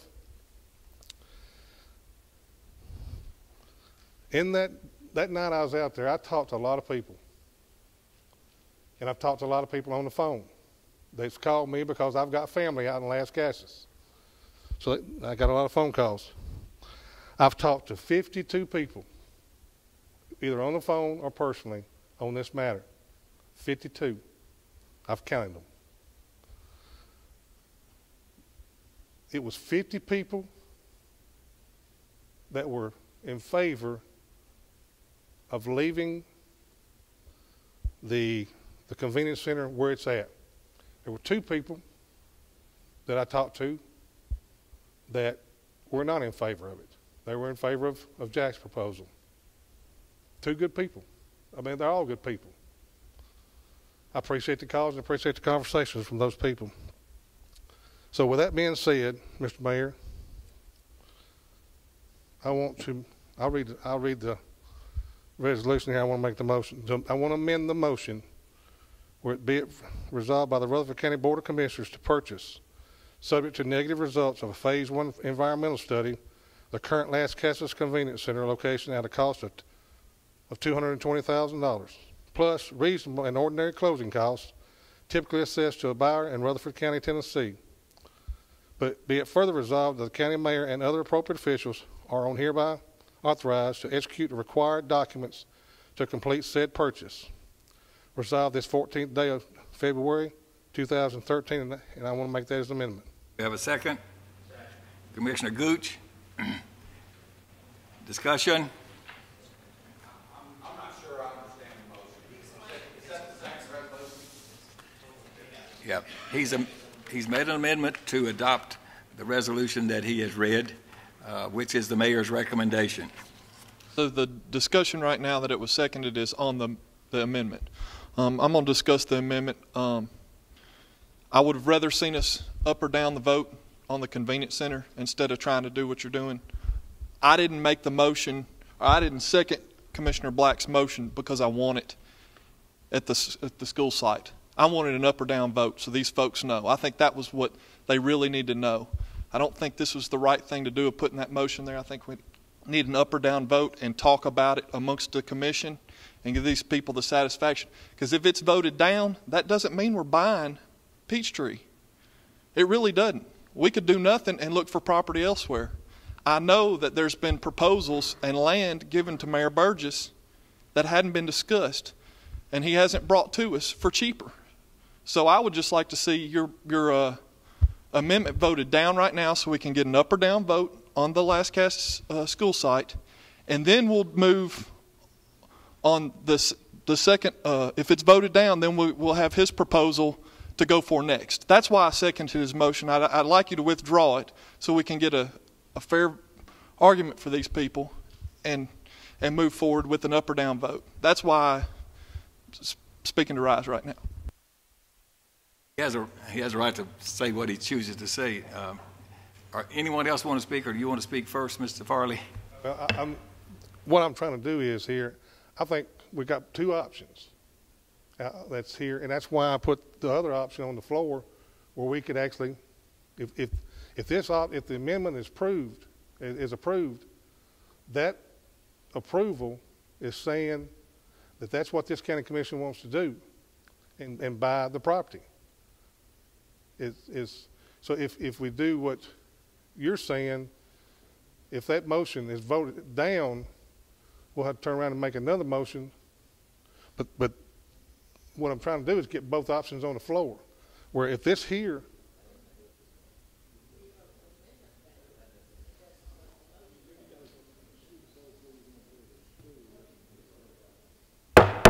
Okay, the motion on the floor. We have a motion. We have an amendment on the floor. We have to address the amendment, and if the amendment passes, that's the action that the commission has agreed to take. We have two or three people. Mr. P is unable to stand effectively, so I'm going to let him go first, Mr. Schaefer, if you don't mind. I appreciate that. I just had a question about Gary's motion there. you said something about a phase one environmental, if it passed or not. Is that phase one on the site at the school or at the site where you're currently at? The current location. That's the only one we're talking about actually buying. So if we approve Gary's amendment, basically that would be a vote to leave it where it's at and to purchase that property. If we vote that down and then vote for Jack's, it would be to move. Just want to make sure I'm clear on that. Yes, sir. So we have an amendment on the floor. It's valid. Now, Commissioner Schaefer. Well, what gets me is I don't like either proposal, really. I mean, and that's why I'm gonna have to vote against it. And now I'm going to ask you to be respectful in the audience. We have a deliberation ongoing. what I look at is I see that the sheriff, well, I don't see him standing up there now, but has a 5-year plan. School board has a 5-year plan. We just spent $750,000 on some property out on Salem Highway for administration for the sheriff's department. We thought it was going to cost $250,000 to furnish it, get it ready so they could use it. Well, it turns out it's going to cost $110,000 more for it. We're studying, looking at school resource officers in every school. Whether you think that's good or not, you know, it's probably the easiest, most economical way that you can cover the schools to one degree or another. Now we're talking about spending $220,000 out here in Las Casas for a convenience center. Personally, I don't think the people up in Laverne really care about paying $220,000 for a piece of rock. You know, they just got hit up a year or so ago with the property tax increase up there. And when I'm saying this is we got a lot of things, and there's going to be a lot more things to spend money, especially when you talk about the Veterans Parkway coming around. That's in the works again. It's going to cost a heck of a lot more than it did 6 years ago when it passed through this commission. So that's why I don't think either option is a good one, because I don't want to hurt a recreation area that we got. We got very few in the county, and I don't like it. And I've heard numerous times in committee, it seems like every time the government looks into something, then somebody wants to jack up the price. And I personally, I don't think Dollar General can spend what they want, but I don't think for a convenience center we need to spend $220,000 on the land. Commissioner Sandlin. Mr. Chairman, Commissioner Allen, with the notice, that's what I all got a problem with. You know, we was at budget the other night kind of thinking this was getting ready to hit us, even though it wasn't on the agenda, to talk about the funding part of it or where the money's coming from. We hadn't even done that. I'm a little irritated that it jumped, you know, committee process. Here a couple of months ago, we've told Commissioner Stevens and as well as some others, you know, that they jumped the committee process. Well, we jumped budget. And where does the money come from? It's got to come from a up or down from budget to this full commission, and we totally jumped that altogether. So I'm a little irritated that to begin with. I agree with the commissioner and the citizens here that $220 is too much.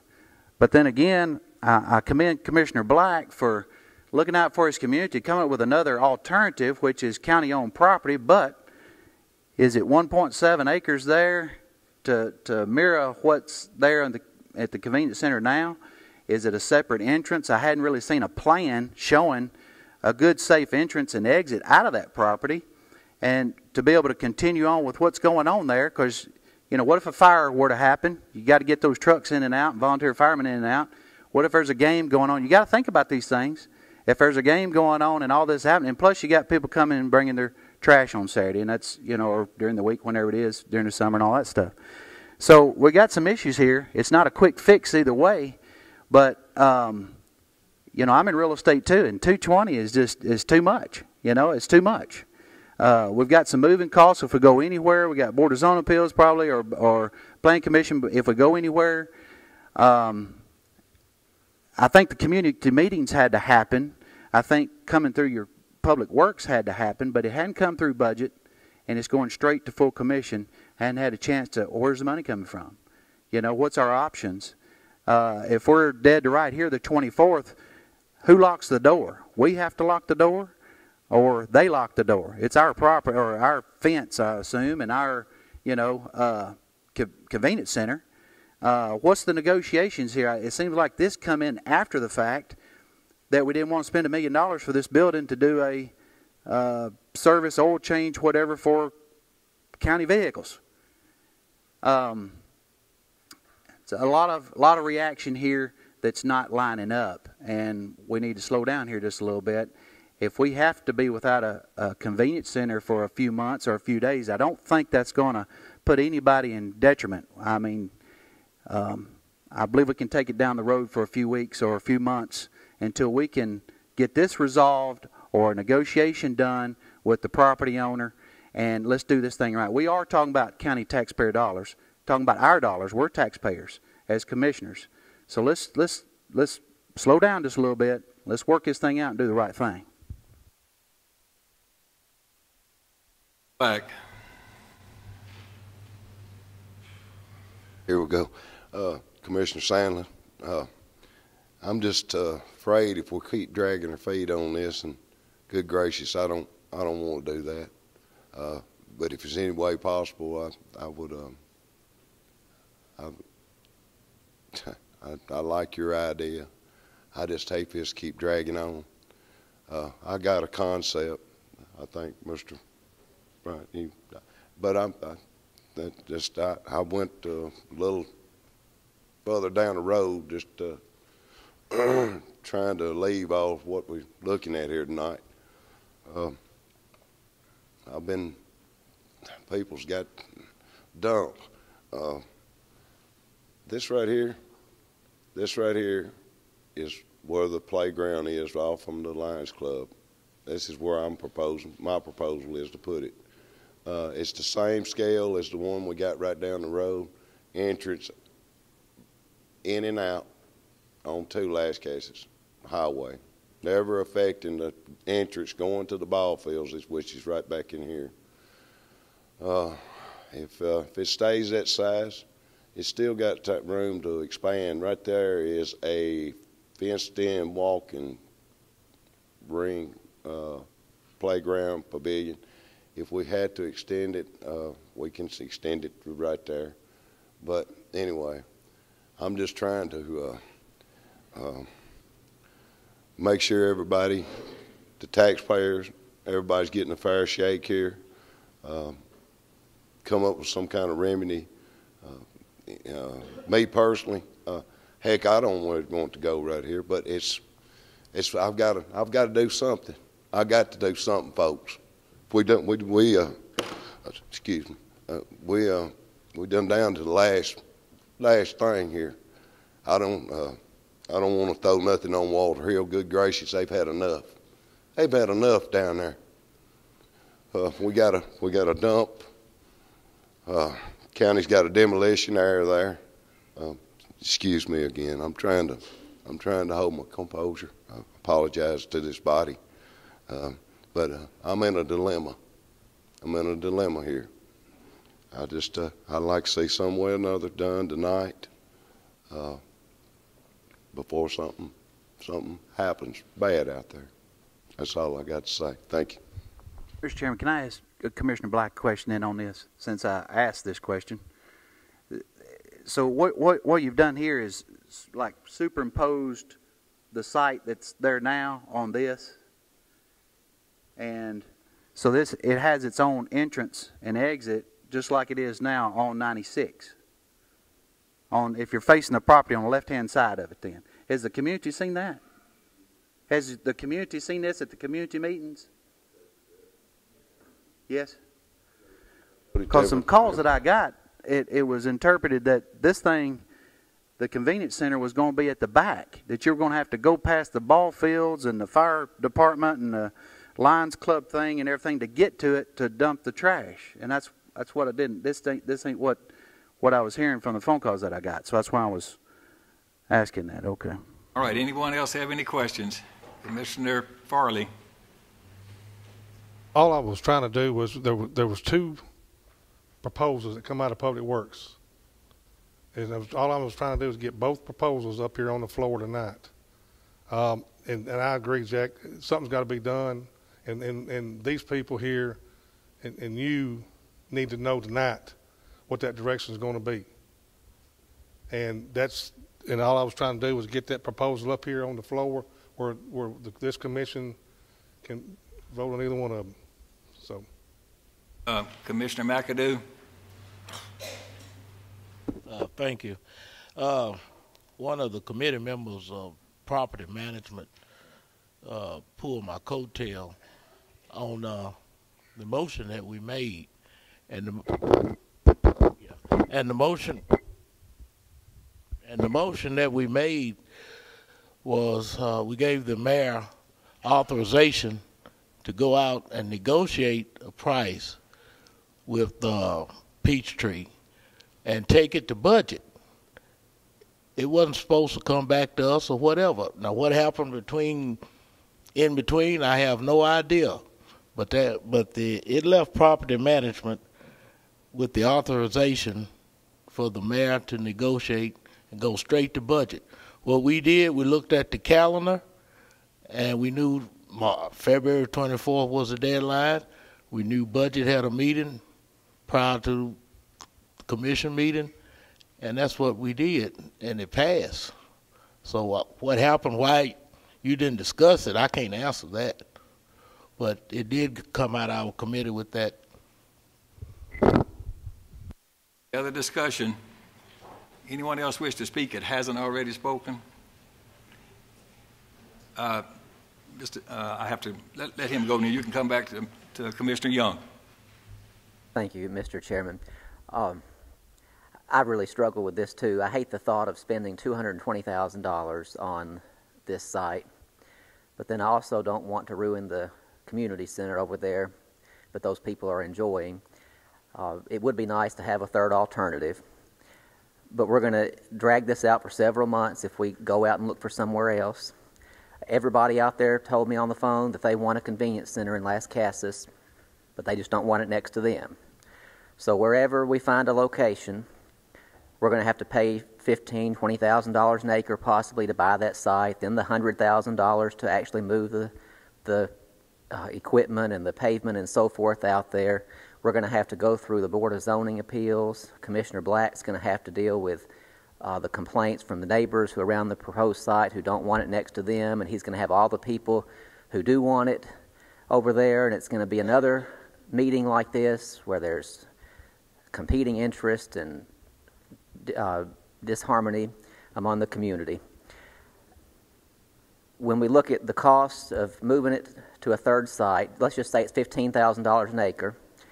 I've been told that a lot of the property out there will have to be graded to make it level, possibly filled in with something where we can put our gravel or pavement on it. So we're looking at $50,000 or $60,000 for the purchase and the preparation, plus the $100,000 to move the trash bins and the pavement and so forth that we've been talking about all night. So to me, it's going to cost at least $150,000, $160,000 to move it to a third site somewhere. And when we consider the fact that we're going to be saving the $15,000 a year in the rent, it's going to pay for itself eventually. And so I'm not excited about voting to spend the money on this, but it's in the solid waste fund. We're not spending money that could be used on SROs or schools. This is money that's in the solid waste fund that has to be used for the solid waste department. So there's just not a good alternative. We've been put in a bad situation, unfortunately, and we're just going to have to make the best of it. I think the mayor's come up with a plan the best he can. I'm not excited about it, but I'm going to support it so we can put this to bed and move on. Mr. Young. I got a lot of things. I'm going to try to cover them real quick. Like Commissioner Schaefer was talking about, we got a lot of things going on, a lot of things we need to spend money on.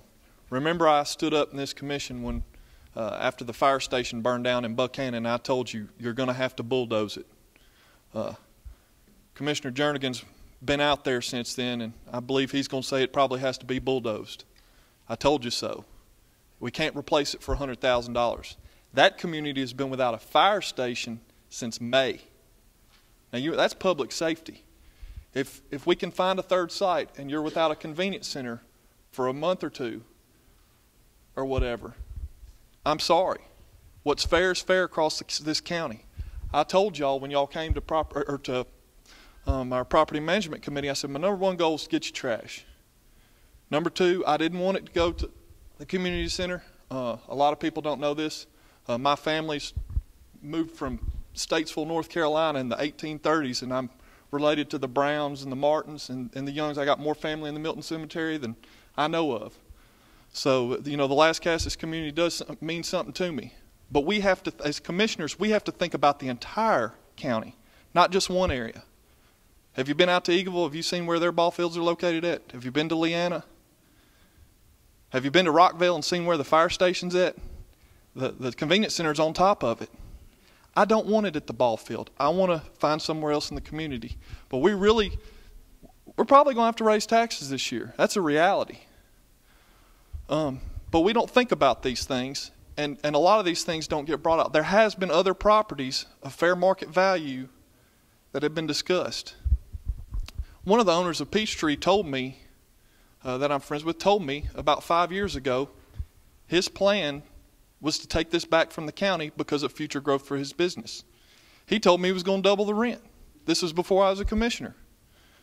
But he told me, he said, in our growth plan, we need that piece of property, and we're going to take that piece of property back. Well, it's come to light that they've had a fine from the government, and I look at it as a bailout. If we purchased the Peachtree property, we did exactly what Barack Obama did. We bailed out of business. I'm against that. Period. That's why I don't want to buy the Peachtree site. Let's get on point. I'm talking about it, Mr. Mayor. I'm very on point with this. We don't need to buy out or bail out a company. That goes against every principle I stand for, and if that's the principles that you believe in as a commissioner, you won't vote for the Peachtree site. Point blank. It's the truth. Now, do we need to move it to the convenience center or to the community center site? Maybe that's not the best option. But we've had a fire station burnt down for 7 months, and that community's waited without a fire station. So if one community's without a convenience center and has to drive a few more miles down the road for a few months, it's a little inconvenient. But you know what? That's the best for the long run for the entire community, is to find a better site and move forward that way. And that's why I ask you to turn down the vote. And if Commissioner Farley's vote does come to light, I plan on making a motion afterwards to take it through eminent domain. I might not get a second, but you know what? My district, a piece of property was taken through eminent domain, and I got the right to say on that. We haven't done anything with it for 8-9 years now. It's supposed to be a judicial building. Well, I can tell you this. If we take this property through eminent domain, I've spoken with the county attorney, and if I'm wrong, you said it would take approximately 45 days for us to figure out. We might lose the convenience center for a little while, but we could get it back through eminent domain. And I know that was one of the things that when you came to property management and you talked to me, I told you, hey, I'm here to find a solution.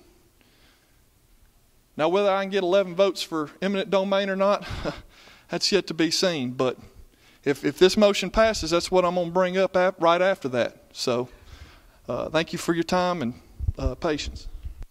Commissioner Cook.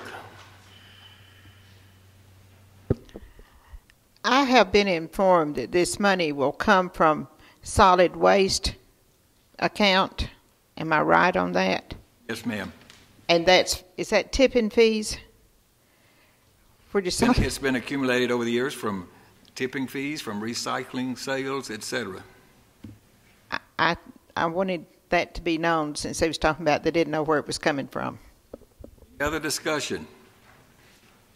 We're ready to vote? One more. Good gracious. I'd like to suspend the rules. And there's been a lot of things said about dumps and everything. I'd just like our solid waste director to come up here and maybe tell us. I'm not going to allow that. If you have any, the solid waste director reports to the mayor. If any questions need to be asked about solid waste, you may ask me. Mr. Mayor, all I'm going to ask you, was you sure these folks, this is not a dump? This is a convenience center. I think these people know it's not a dump. It's a convenience center. Look right there. I didn't put that sign up, but we don't know who put it up. We're talking about a convenience center. It says dump. A lot of folks think it's a dump.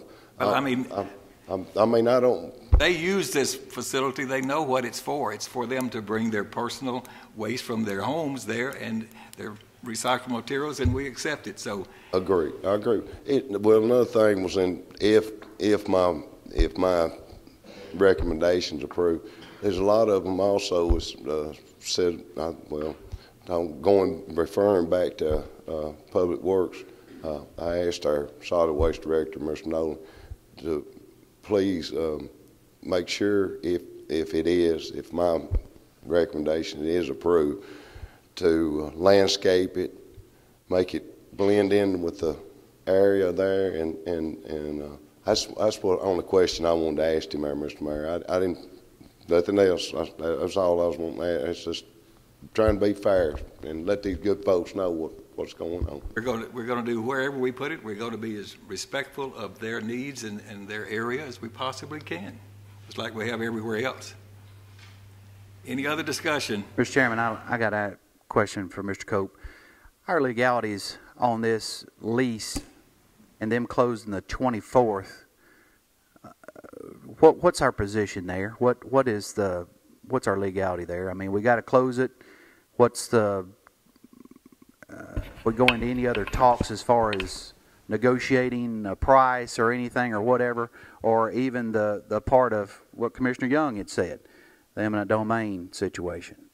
I'm going to leave it that question right there right now. Well, it's kind of a mixed question. Well, it's when you ask a lawyer a wide open question, you get a wide open answer. I want a wide open answer. That's well, what I want. Let's address the lease first of all. It's not any different than if you're leasing an apartment from a landlord. The landlord owns the property. If the lease runs out, the landlord has the right to repossess the property. If you don't leave, the landlord can file an action, detainer, ejectment, to have you put off the property. So you don't get thrown out, presumably, the day the lease runs out.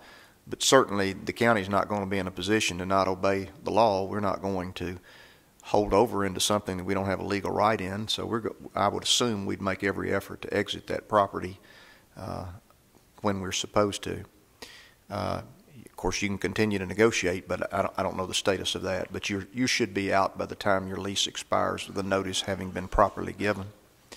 As to the issue of eminent domain, the county does have the authority for a public project like this to exercise eminent domain, to acquire the existing site, to acquire other sites. So that is permissible to do that if you so chose to do that.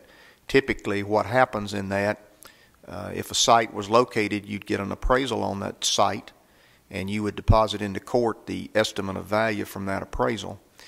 Typically speaking, in response to Commissioner Young's question, normally, once the petition is filed, it typically takes approximately 45 days to have a hearing on an order of possession, which would be the right of the government in that case to occupy the premises, to go ahead and commence the public project from the date that the suit was filed. The ultimate value would be determined at a later date in a court hearing as to what the property was really worth. So the right to use it generally comes before you have to ultimately determine what the final price will be. So I hope I've answered your question. You did, and when you said eminent domain in your area, it made me think. I think I know where we're talking about now. But Mr. Chairman, Mayor, it's just left a bad taste in my mouth about the situation, what's happened there, and I hate it. What was the feeling there? I mean, is there negotiation still available? Is there talk still available? I mean, is it? I'm just trying to get a feeling. Was it hostile? You know, because it seemed like it was to pull the rug on this, since this other deal maybe didn't work. At least that's what it looks like. I'm just, what's the situation there? I've negotiated, and this is the best number that I've been able to get them. I offered them a lower number. They didn't accept it. They came back with a higher number, and this is a number that I reluctantly offered them, and that's my best advice, and this is, I think, the best thing that we can do to move this forward. The people in Las Casas deserve a convenience center. They deserve what recreation facilities and that we have there at the old school site. This is an investment in the quality of life for the community of Las Casas. And we won't ever know whether it's precisely the right amount of money or not.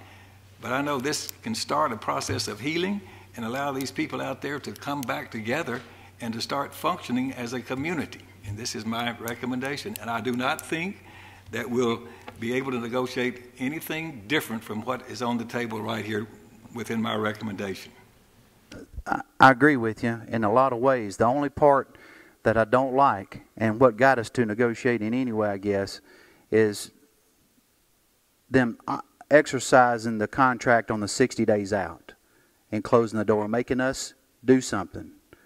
When we've paid all these years on time or at the front of the year or whatever, where everybody else may pay a little along each year if you're paying rent, so to speak, but I'm sure we wrote the check, you know. And working with us in a government entity, you know, it can't happen that quick anyway. So maybe we need to look at, we can't get out of a contract or lease, you know, within 60. Maybe it's 90 or 120 days or something. I don't know. But it's just the point of it's too much for the land. And I think you did a great job in trying to negotiate. It's just the point of Peachtree saying this is it. You got 60 days. Either pay what I want or out, close the doors, move, whatever you want to do, since we didn't do the other thing. That's the only thing that's disturbing, I think, to a lot of folks. All for the question. Second by Mr. Schaefer. All in favor of the question, please say aye. Aye. Any opposed? Okay. 2 people nay. It has a 2/3 majority vote, and it carries. Please cast your votes on the amendment. We're voting on the amendment. And the amendment, basically, in a simple way to say, is it's the mayor's recommendation that we purchase, subject to negative results of a Phase 1 environmental study, the current Las Casas Center location at a cost of $220,000.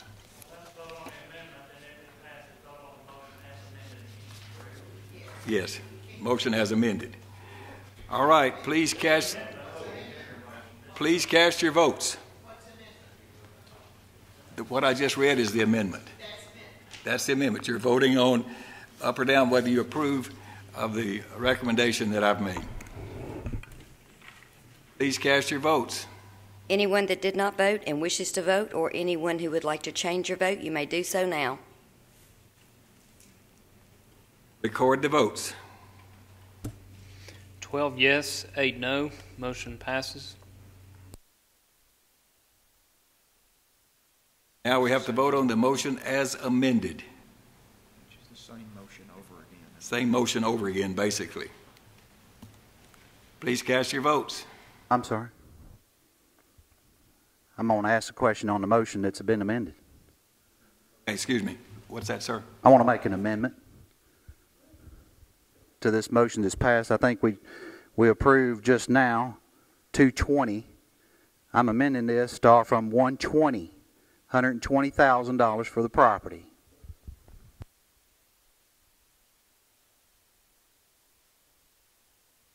Any discussion? I can tell you it's futile. No need. I mean, I think y'all need to get somebody else to make this offer because they're not going to listen to me. Mr. Young? Well, if the 120 doesn't pass, I was going to make a motion to do it by eminent domain, so that would have been cheaper, but we'll go ahead and I support his amendment, and I'd like everybody to vote on it. We need to watch out for the taxpayers. So eminent domain is going to be cheaper, 120 is going to be cheaper. 220 is ridiculous. That's the truth. It's not going to go to the school site now, so let's save the taxpayers some money. Mr. Chairman, I'd just like to say one more thing, and I'm done. I promise I'm done. Hey, we've done a great service to the taxpayers here in Rutherford County. In my eyes, I think we done saved $700,000 by not building this fleet center that was put out there, was originally proposed. I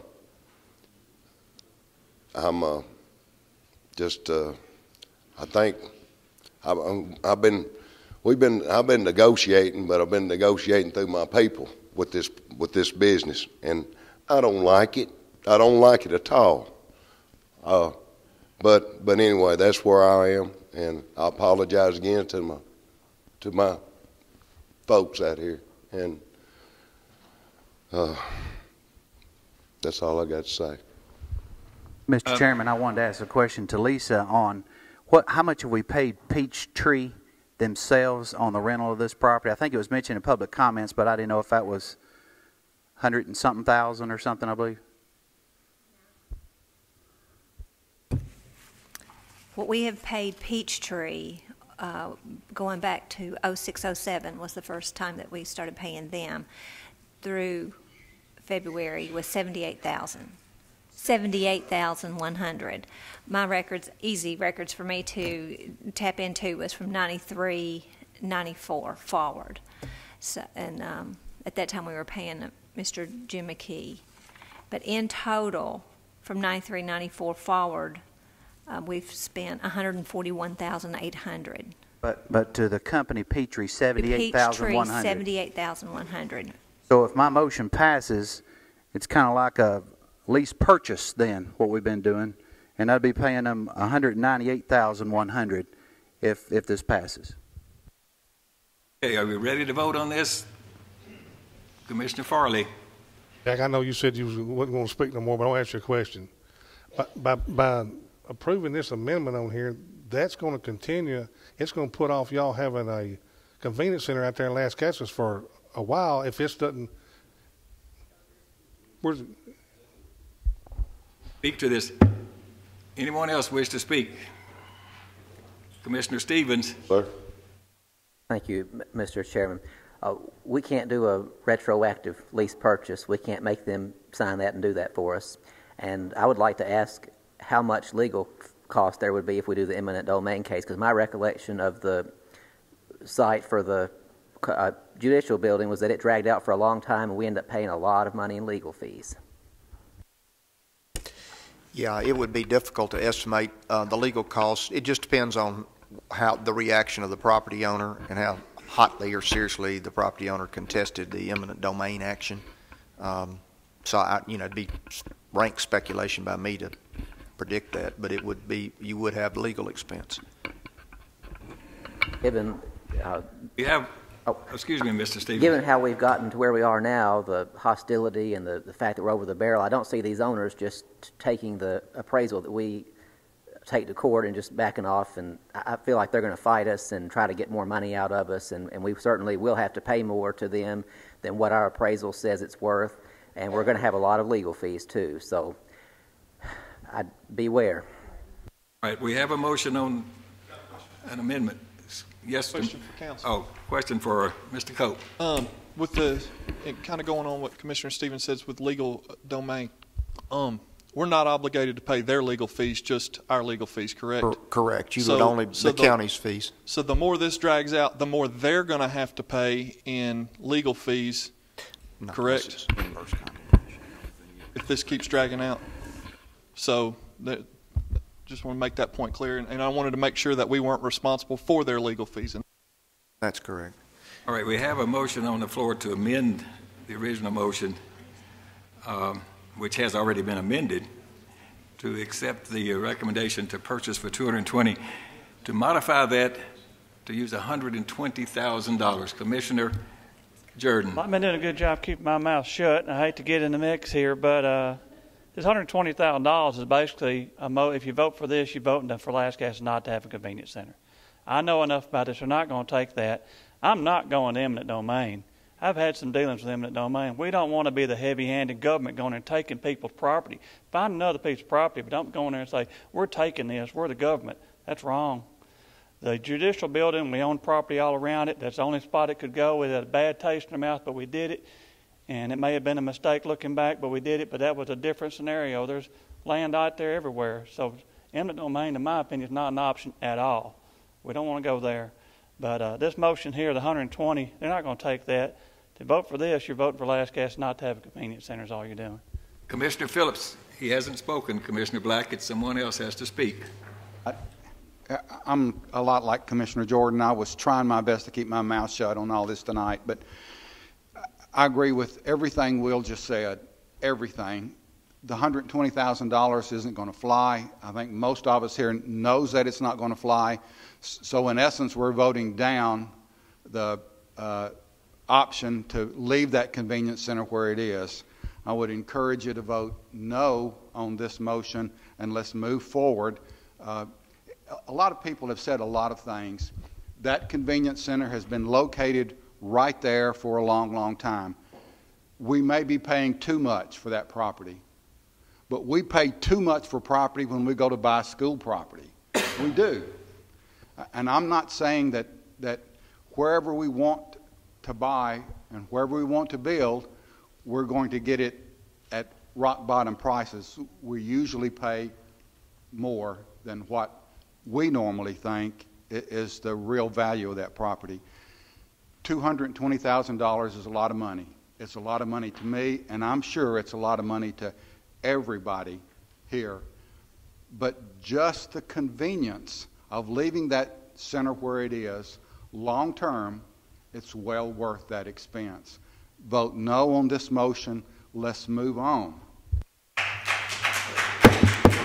Does anyone else wish to speak that hasn't spoken? Mr. McAdoo wishes to speak. Mr. McAdoo. Just one slight correction. I know Commissioner Jordan spoke of eminent domain on the judicial property. He didn't like that. Well, I didn't like the eminent domain used on the convenience center on Bradeville Pike because that's how we got it. We used eminent domain, and the poor gentleman that owned it lived in Florida, and we took his property for a convenience center. So I just want to correct you on that. We did do that one out there. I told a story. I said I wasn't going to say nothing else, but this is the last thing I'm going to say, and I promise, this is it. This is it. I'm just afraid if this happens, if we go down to in front where our county property is, or if we buy where it's located at now, are we going to be opening up the door for Leanna, Eagleville, Amelville, wherever, if they come and say, hey, give me $120,000, what, Laverne, Smyrna. I mean, I'm trying to be fair. I've been fair all the way through this, trying to be fair for our taxpayers, even everybody involved out here. And I just don't, I'm like some of these other commissioners, I just don't like the way this has been done, and all the way through. So that's all I got to say. I just don't want to open a can of worms up for, say, Commissioner Farley, your district over there. If they come up here wanting $120,000 at this votes tonight, Smyrna, I'm just going to have to say, even though I don't, you know, I'm very considerate of kids, recreational things and all myself, but I'll have to vote no against that. So I hope everybody understands that right now. That's just how fair I am. And that's all, I promise. This is it. This is all I got to say. Thank you. Thank you. Are you ready to vote? Hearing no other discussion before you, what you're voting on now is an amendment that would modify the motion, the amendment that you've approved, change the $220,000 to $120,000, and that's what you're voting on. So if you want to, you vote yes if you want to change the 220 to 120. You vote no if you want to leave the motion and the amendment as you've already approved it. Please cast your votes. Anyone that did not vote and wishes to vote, or anyone who would like to change your vote, you may do so now. Record the votes. 4 yes, 16 no. Amendment fails. Call for the question on the original motion. Second by Commissioner Turner. All in favor of that, please say aye. Aye. Any opposed? No. How many is that? Did I count on that? 2. Motion carried. The question has been called. 2/3 vote. All of you in favor of, well, now I'm going to make you cast votes on this. Please cast your votes on the original motion as amended.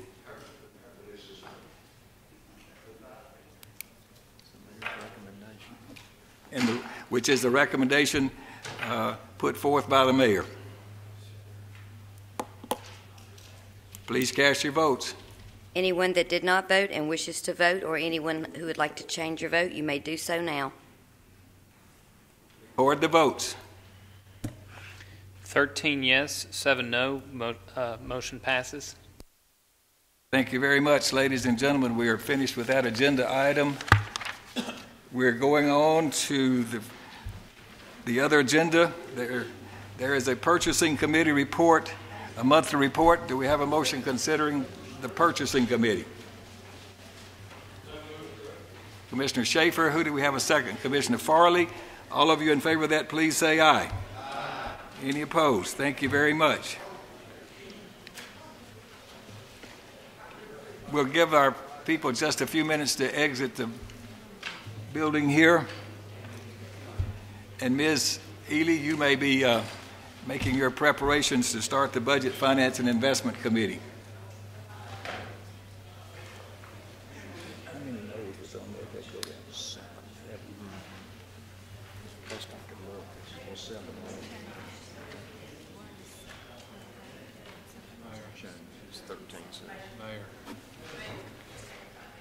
And at the request of Commissioner Cook, we will grant her request for a 5-minute break. Thank you very much. Ladies and gentlemen, I think we're back in session. We're ready to begin the Budget, Finance, and Investment Committee report. Commissioner Ely. Item L2A, General Fund Budget Amendments. Be it resolved by the Rutherford County Board of Commissioners that the general fund be amended as follows. From juvenile detention, increased revenue from Title I grants to local education, $1,001. Increased expenditures for other supplies and materials, $1,001. Employee insurance for various departments to provide funding for the various departments as a result of open enrollment and changes to coverage. From employee benefits, employee insurance, $49,666. To the health department, $150. Register of Deeds, $11,791. Domestic violence, $730. Sheriff's Department, $34,520. Agriculture Extension, $2,475. Operating transfers, and we have elected to call this the Sheriff's Department Annex. That is to renovate the building next to the jail. From unassigned fund balance, $110,000, to transfers out, $110,000. Sheriff's Department and Jail, increased revenue for insurance recovery, $12,000. Increased expenditures, Sheriff's Department motor vehicles, $12,000. From Sheriff's Department, maintenance and repair of equipment, $15,000. Jail prisoner clothing, $10,000. To jail food preparation supplies, $25,000. From restricted for capital projects, $268,000. To jail building improvements, $268,000. And this is the purchase of chillers. Increased revenue, contract administrative services, $56,570. This is for security at school events. Increased expenditures to the Sheriff's Department for overtime pay of $47,000 and the related benefits. Resolved this 14th day of February 2013. Mr. Chairman, I move for approval. Second, Commissioner Jernigan Cook. Mr. Chairman. Yes, excuse me, I have two of you Item, here. Commissioner Sandlin. I'm sorry. Item L2A3, Operation Transfer of Sheriff's Department Annex. We had talked about that in budget, and since it's all lumped up into all these others, I'm going to have to vote no, and I just thought I'd explain it real quick. That's $110,000 more on the $1 million building that we bought. And we said in budget, and we said in full commission, turnkey $1 million for that building.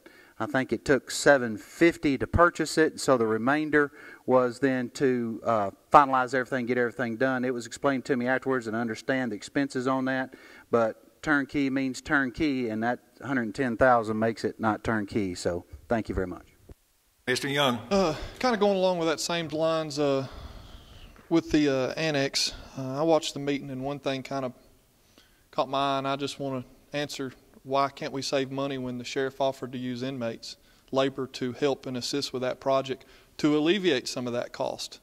They do it everywhere else. They're on the side of the road picking up trash, and there's nothing more dangerous than that, I can assure you.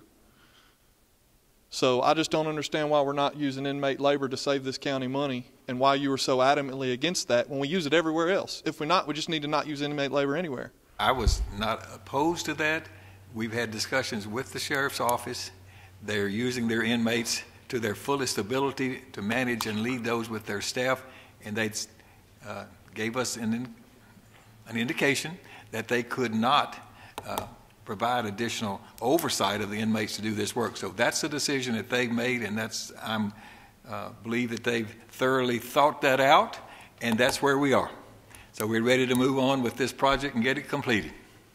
Commissioner Schaefer. Yeah, they just did not have the expertise available to supervise those people to get it done right. As to the $110,000, it's a small price to pay when it did come in more than the $9 million or whatever for expansions to get that same amount of room, and that's why we went with the building. And you know, you can spend $9 million if you'd rather, but I think I'll support the $110,000 tonight. All right. Any other discussion? If not, we're ready to vote on this. Then please cast your votes. Anyone that did not vote and wishes to vote, or anyone who would like to change your vote, you may do so now. Record the votes. 17 yes, 1 no. Motion passes. Item L2B, a resolution authorizing the 2012 Homeland Security Grant Contract and a related budget amendment. Whereas Rutherford County has been notified of available funds in the amount of $66,000 for the federal fiscal year 2012 Homeland Security Grant Program for the provision of pass-through funding provided by the United States Department of Homeland Security. And whereas the grant is 100% federally funded and is effective for the period beginning September 1, 2012 and ending May 31, 2014.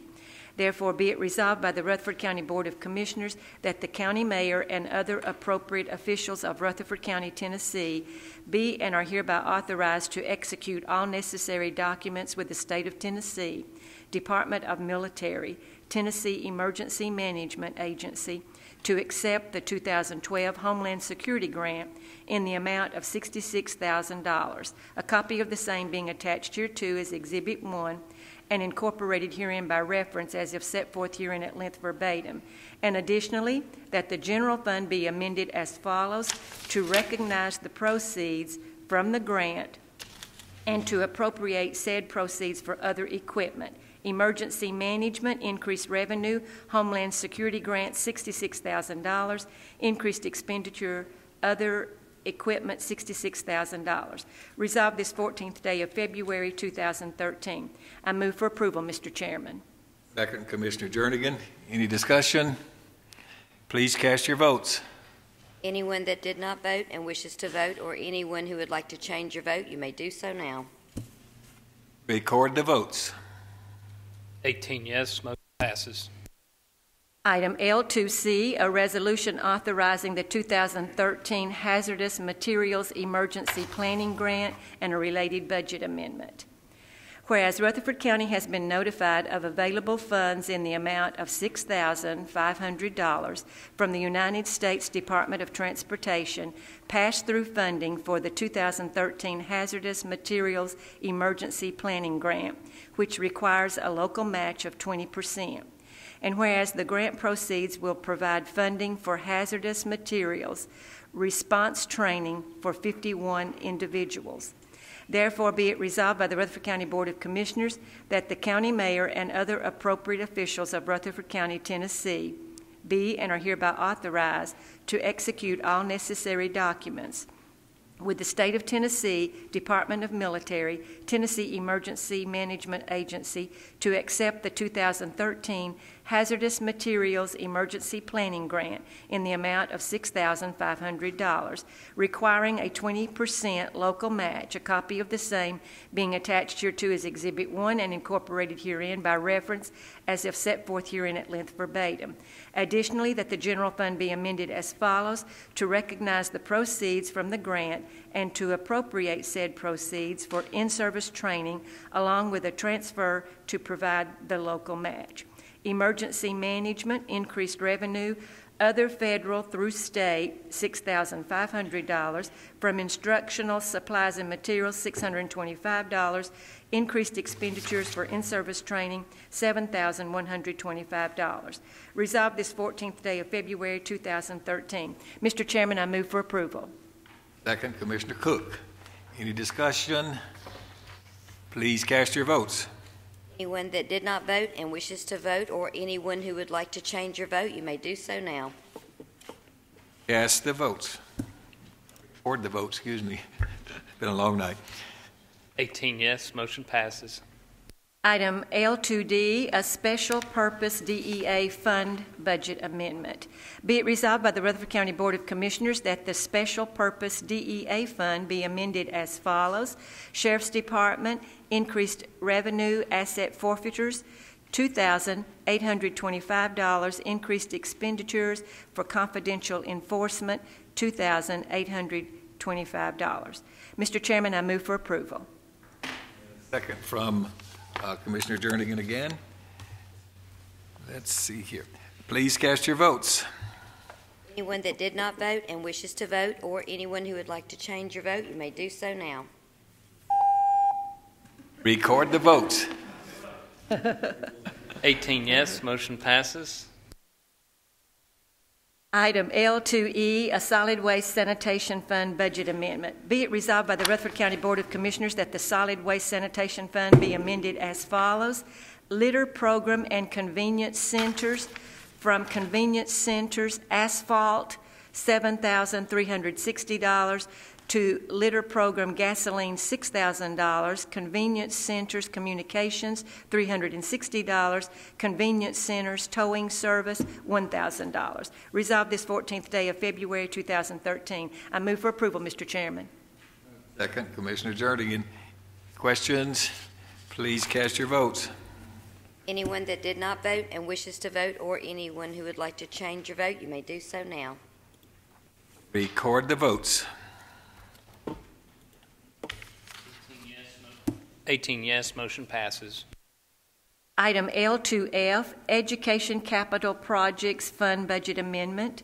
Be it resolved by the Rutherford County Board of Commissioners that the Education Capital Projects Fund be amended as follows: Education Capital Projects, from committed for capital projects, $125,000, to other contracted services, $125,000. And this resolution takes care of Laverne and Smyrna High stadiums to comply with the ADA requirements.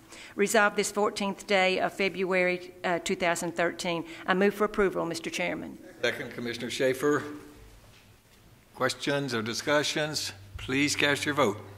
Anyone that did not vote and wishes to vote, or anyone who would like to change your vote, you may do so now. Record the votes. 18 yes, motion passes. Item L2G, a resolution amending Rutherford County Dental Plan. Whereas Cigna has completed a review of the Rutherford County Employee Insurance Plan, which revealed that the dental plan was experiencing a negative trend and improvements to the dental plan have been recommended. Whereas currently the dental plan only covers silver fillings, and many dentists no longer use silver fillings and only use composite fillings on posterior teeth. And whereas the dental plan does not cover composite fillings, and the employees must pay the difference in the cost between the composite fillings and the silver fillings. Therefore, be it resolved by the Rutherford County Board of Commissioners that the Rutherford County Dental Plan be amended to make composite fillings available for all fillings at an estimated cost to the plan of $42,000 to be effective retroactive to January 1, 2013. Resolved this 14th day of February 2013. Second, Commissioner Jordan. Any questions or discussion? Please cast your votes. Anyone that did not vote and wishes to vote, or anyone who would like to change your vote, you may do so now. Record the votes. 18 yes, motion passes. Item L2H, a resolution authorizing agreement with Tennessee Department of Health for the support of the Rutherford County Health Department. Be it resolved by the Rutherford County Board of Commissioners that the county mayor and any other appropriate officials of Rutherford County, Tennessee, be and are hereby authorized to execute an agreement with the Tennessee Department of Health, a copy of the same being attached hereto as Exhibit 1 and incorporated herein by reference as if set forth herein at length verbatim, for the provision of health services toward the support of the Rutherford County Health Department in the amount of $659,131. with $530,756 being direct local funds for which Rutherford County shall not be billed, and $128,375 in appropriations for which Rutherford County shall be billed for the period of July 1, 2012 through June 30, 2013. And yes, those dates are correct. Resolved this 14th day of February 2013. I move for approval, Mr. Chairman. Second, Commissioner Sandlin. Any questions on that? Please cast your votes. Anyone that did not vote and wishes to vote, or anyone who would like to change your vote, you may do so now. Record the votes. 18 yes, motion passes. Item L2I, a resolution amending a contract in lieu of performance bond for the Rutherford County landfill. Whereas Rutherford County and the State of Tennessee Department of Environment and Conservation entered into a contract in lieu of performance bond for proper operation and closure and or post-closure of the Rutherford County Sanitary Landfill, permit number SNL 75-0103. And whereas said contract included a provision allowing the Commissioner of Environment and Conservation to collect up to $3,368,578 from any funds being dispersed or to be dispersed from the state to the County of Rutherford as financial assurance for said proper operation, closure, and post-closure. Whereas the state and the County of Rutherford desire to change the amount of said financial assurance from $3,368,578 to $3,241,882. Paragraph 3 of the agreement in lieu of performance bond is amended as follows. The figure $3,368,578 is deleted, and the figure $3,241,882 is substituted in lieu thereof. Resolved this 14th day of February 2013. Mr. Chairman, I move for approval. Second. Second, Commissioner Sandlin, and he has a question. Also had a question on, I'm sorry. We do this every year, but this is if catastrophic something happened, I guess, or something, then the state comes in and they need remediation or whatever. This is up to what we would pay, or what? I got to thinking about this and really got confused. I don't know if Jim got the ins and outs on that, or the mayor has ins and outs on that. This isn't real dollars that we have sitting there, but we are liable for that up to this amount if something happens. I'm asking that as a question. Your assessment is correct. This has been in place for many, many years, since whenever it's officially closed. But this is like the bond. This is a payment in lieu of a bond. In other words, we are liable for up to that amount of money she last read out there in the case of some catastrophic failure, whatever that might mean. And Ms. Nolan has a comment. It's, you're required to take care of this landfill for 30 years. There's an estimate of what it's going to cost to take care of this landfill during that period of time. And so that's why every year it kind of gets reduced. Your 30 years is kind of it's like an amortization of that. So this is an estimate, as my understanding, an estimate of what the county will be paying to take care of that post-closure. We're responsible, and the reason why is because of the budget meeting that we had on this, and then I got a phone call, and I couldn't answer it really, and I meant to call, but I said it was this, and then I said I'm going to make sure, but I haven't called and made sure, and so I guess I'm doing this publicly. But we're going to take care of that no matter what. Right. So after the 30 years is what was asked to me, or is the county liable, county taxpayers liable? And I said, I think we're liable as long as we own it. But I don't know that 30-year period of time. I don't know what that has to do, and I hate to drag this out, but it is very important because we're coming down on the years on this thing. And if you can remember what we do in that solid waste budget, we do have a separate budget for post-closure. And so we're doing some things every year, and actually the auditors are looking at those expenses and comparing it to this. You know, they do some kind of amortization. Commissioner Young had a question, I believe. Kind of going along with that, a lot of y'all don't know this. I've been a private contractor for an environmental company. I've done work for the U.S. EPA on Superfund sites, most notably Dixon County's landfill. So I know the cost for environmental work is astronomical. They will take you to the cleaners. And, you know, I think that's enough money. But my question to you as mayor is, is everything going good at that landfill where we don't have any foreseen fines from the state coming in addition to post-closure? There's nothing like that? Nothing that rises to that level of fine. I just want to make sure, because a landfill is probably one of the biggest liabilities that we actually own. Something we have to continuously address and focus on every year. And that's what this is all about. $3 million will, you know, that's all we're liable for, but it can be a whole lot more than that, I promise you. So I mean, like I said, that's the biggest liability that this county probably owns, that even though it's a demolition landfill, I just want to make sure that that's something we really got to watch and make sure is being done right. So, all right, thank you. Let's see then. Any other questions? I think we're ready to vote on that then. Please cast your votes. Anyone that did not vote and wishes to vote, or anyone who would like to change your vote, you may do so now. Record the votes. 18 yes, motion passes. Item L2J, a resolution endorsing concept of hiring additional school resource officers for elementary schools. Whereas the recent shootings at Sandy Hook Elementary School in Newtown, Connecticut, has brought school security to the forefront. And whereas there are currently 2 school resource officers at each high school, 1 SRO at each middle school, and elementary schools share SROs. And whereas the Rutherford County Sheriff's Department has proposed to add 11 new SROs in order to supply each elementary school with a full-time SRO.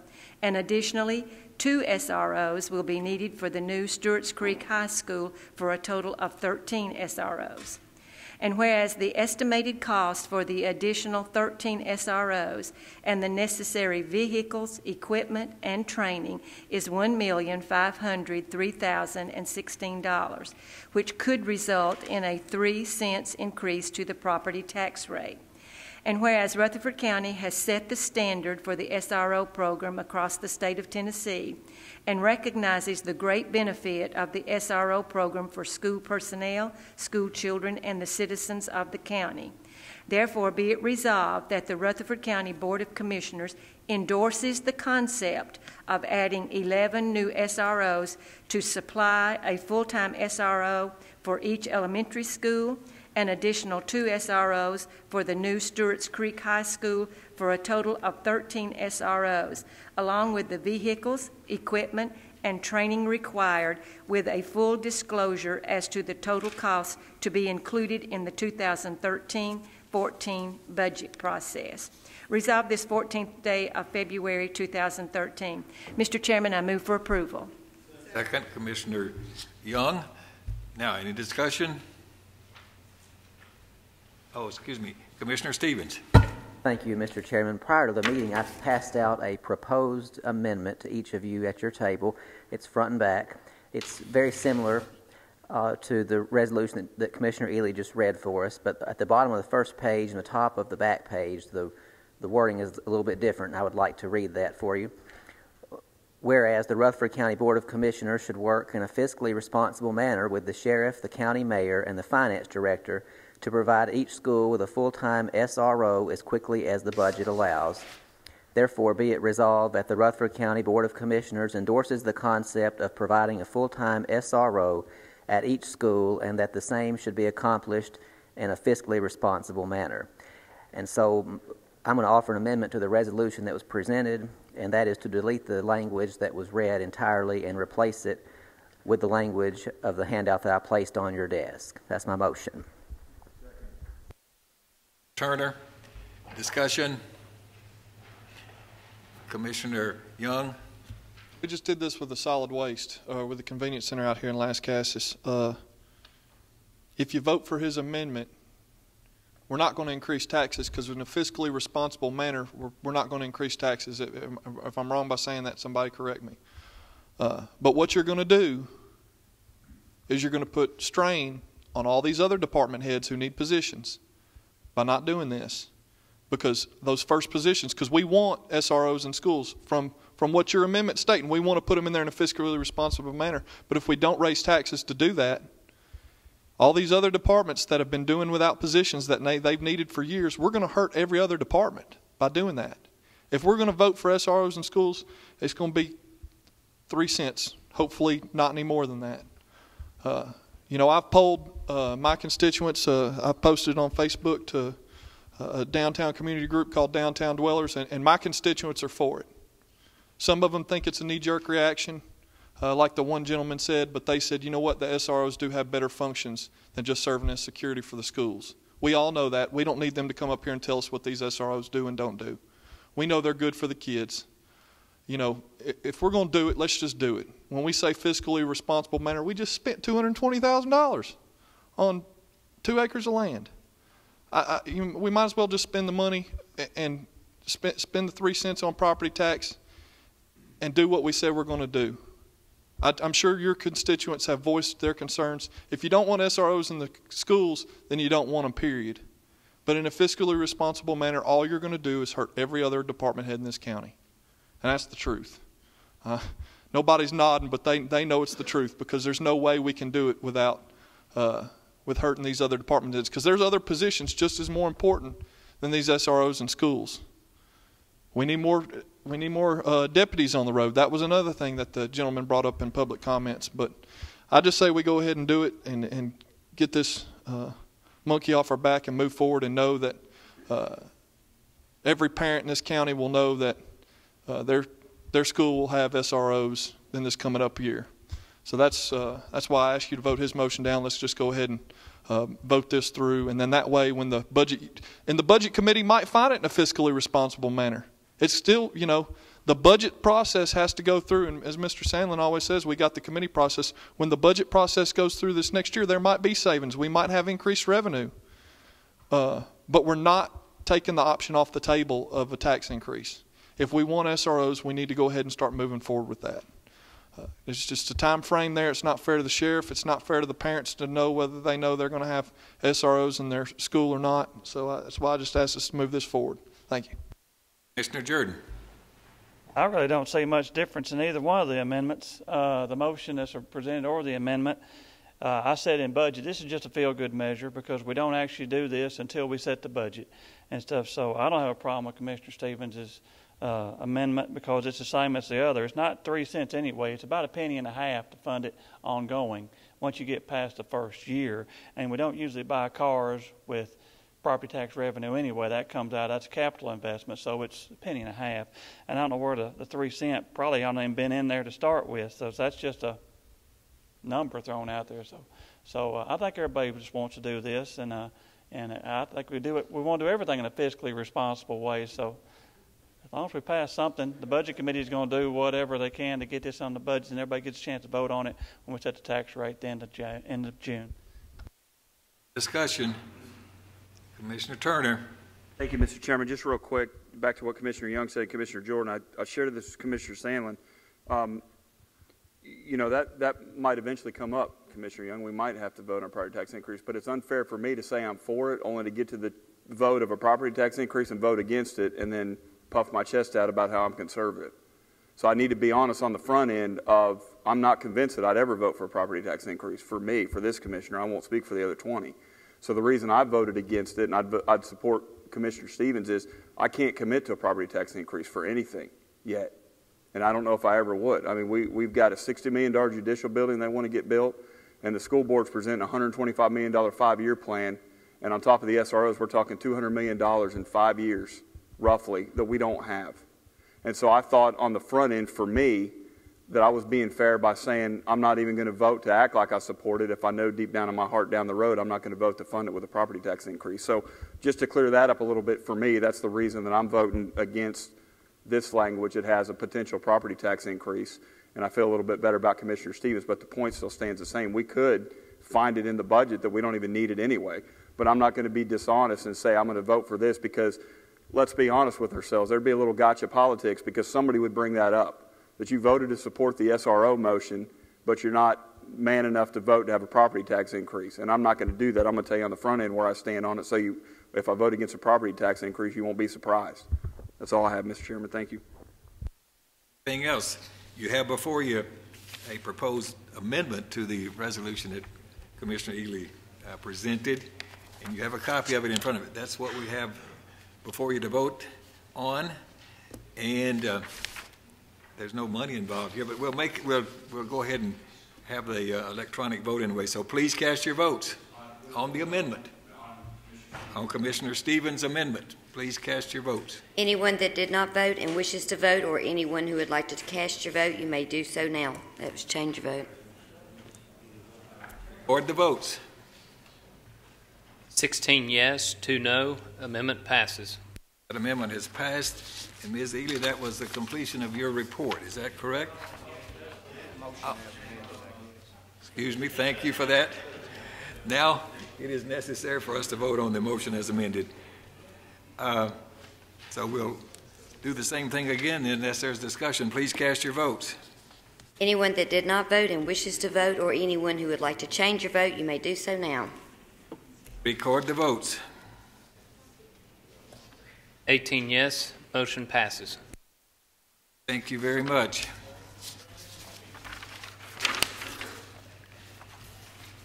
Okay. Health and Education Committee, no report. Oh, you're coming on up. Property Management Committee, no report. Public Safety, no report. And now we're ready for Steering, Legislative, and Governmental Committee. Commissioner Coggin. Thank you, Mr. Chairman. Commissioners, you have before you a resolution to amend a private act, some housekeeping matters here having to do with court officers. An act to this entitled "An Act to Amend Private Acts of 1947, Chapter 384, Section 16, as amended by Private Acts of 1977, Chapter 76." Whereas Rutherford County previously adopted Chapter 384 of Private Acts 1947, thereby creating a General Sessions Court in Rutherford County. And whereas the county legislative body of Rutherford County desires to amend Private Acts 1947, Chapter 384, Section 16, as amended by Private Acts 1977, Chapter 76. Now, therefore, be it resolved by Rutherford County Board of Commissioners that Private Acts 1947, Chapter 384, Section 16, as amended by Private Acts 1977, Chapter 76, is hereby amended as follows. Number 1, Section 16 of Private Acts 1947, Chapter 384, Section 16, as submitted by Private Acts of 1977, Chapter 76, is hereby repealed, and in substitution thereof is adopted the following. Section 16, the judges of the General Sessions Courts, including the probate courts and the Independent Juvenile Court of Rutherford County, Tennessee, are authorized and empowered to appoint qualified persons at least 18 years of age to serve as court officers, which may include the offices of legal secretary, law clerk, civil probate court coordinator, and juvenile court magistrate for said courts. And those courts, I'm sorry, there's a glare on my thing here. And whose primary duty shall be to attend and wait upon those courts whenever they are in a session. to maintain order and decorum in the courtrooms and chambers, to perform such other duties as the courts may prescribe, and to perform such duties as defined in job descriptions for said offices as adopted by the county legislative body.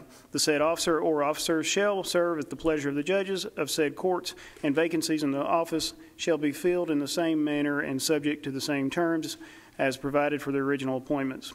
Before entering upon the duties of the officer, the said officer or officers and any successor in the office shall subscribe or an appropriate oath chosen and administered by the said officer's appointing judge. At the expense of the county, and when performing any of the duties of the office, the said officer or officers and any successor shall display a badge of the office and shall be entitled to compensation from the county treasury in such amount and upon such terms as the county legislative body shall deem from time to time. Number 2, in all other respects, the present private acts of 1947, Chapter 384, Section 16, as amended, be and the same are hereby ratified, confirmed, and approved. Number 3, the act shall have no effect unless it is approved by a 2/3 vote of the legislative body of Rutherford County. Its approval or non-approval shall be proclaimed by the presiding officer of the legislative body and certified to the Secretary of State. For the purpose of approving or rejecting the provisions of this amendment, it shall be effective upon becoming a law, the public welfare requiring it. For all other purposes, it shall become effective upon being approved as provided in the section immediately above. Resolved this 14th day of February, 2013. Mr. Chairman, I move for approval. Second from Commissioner Farley.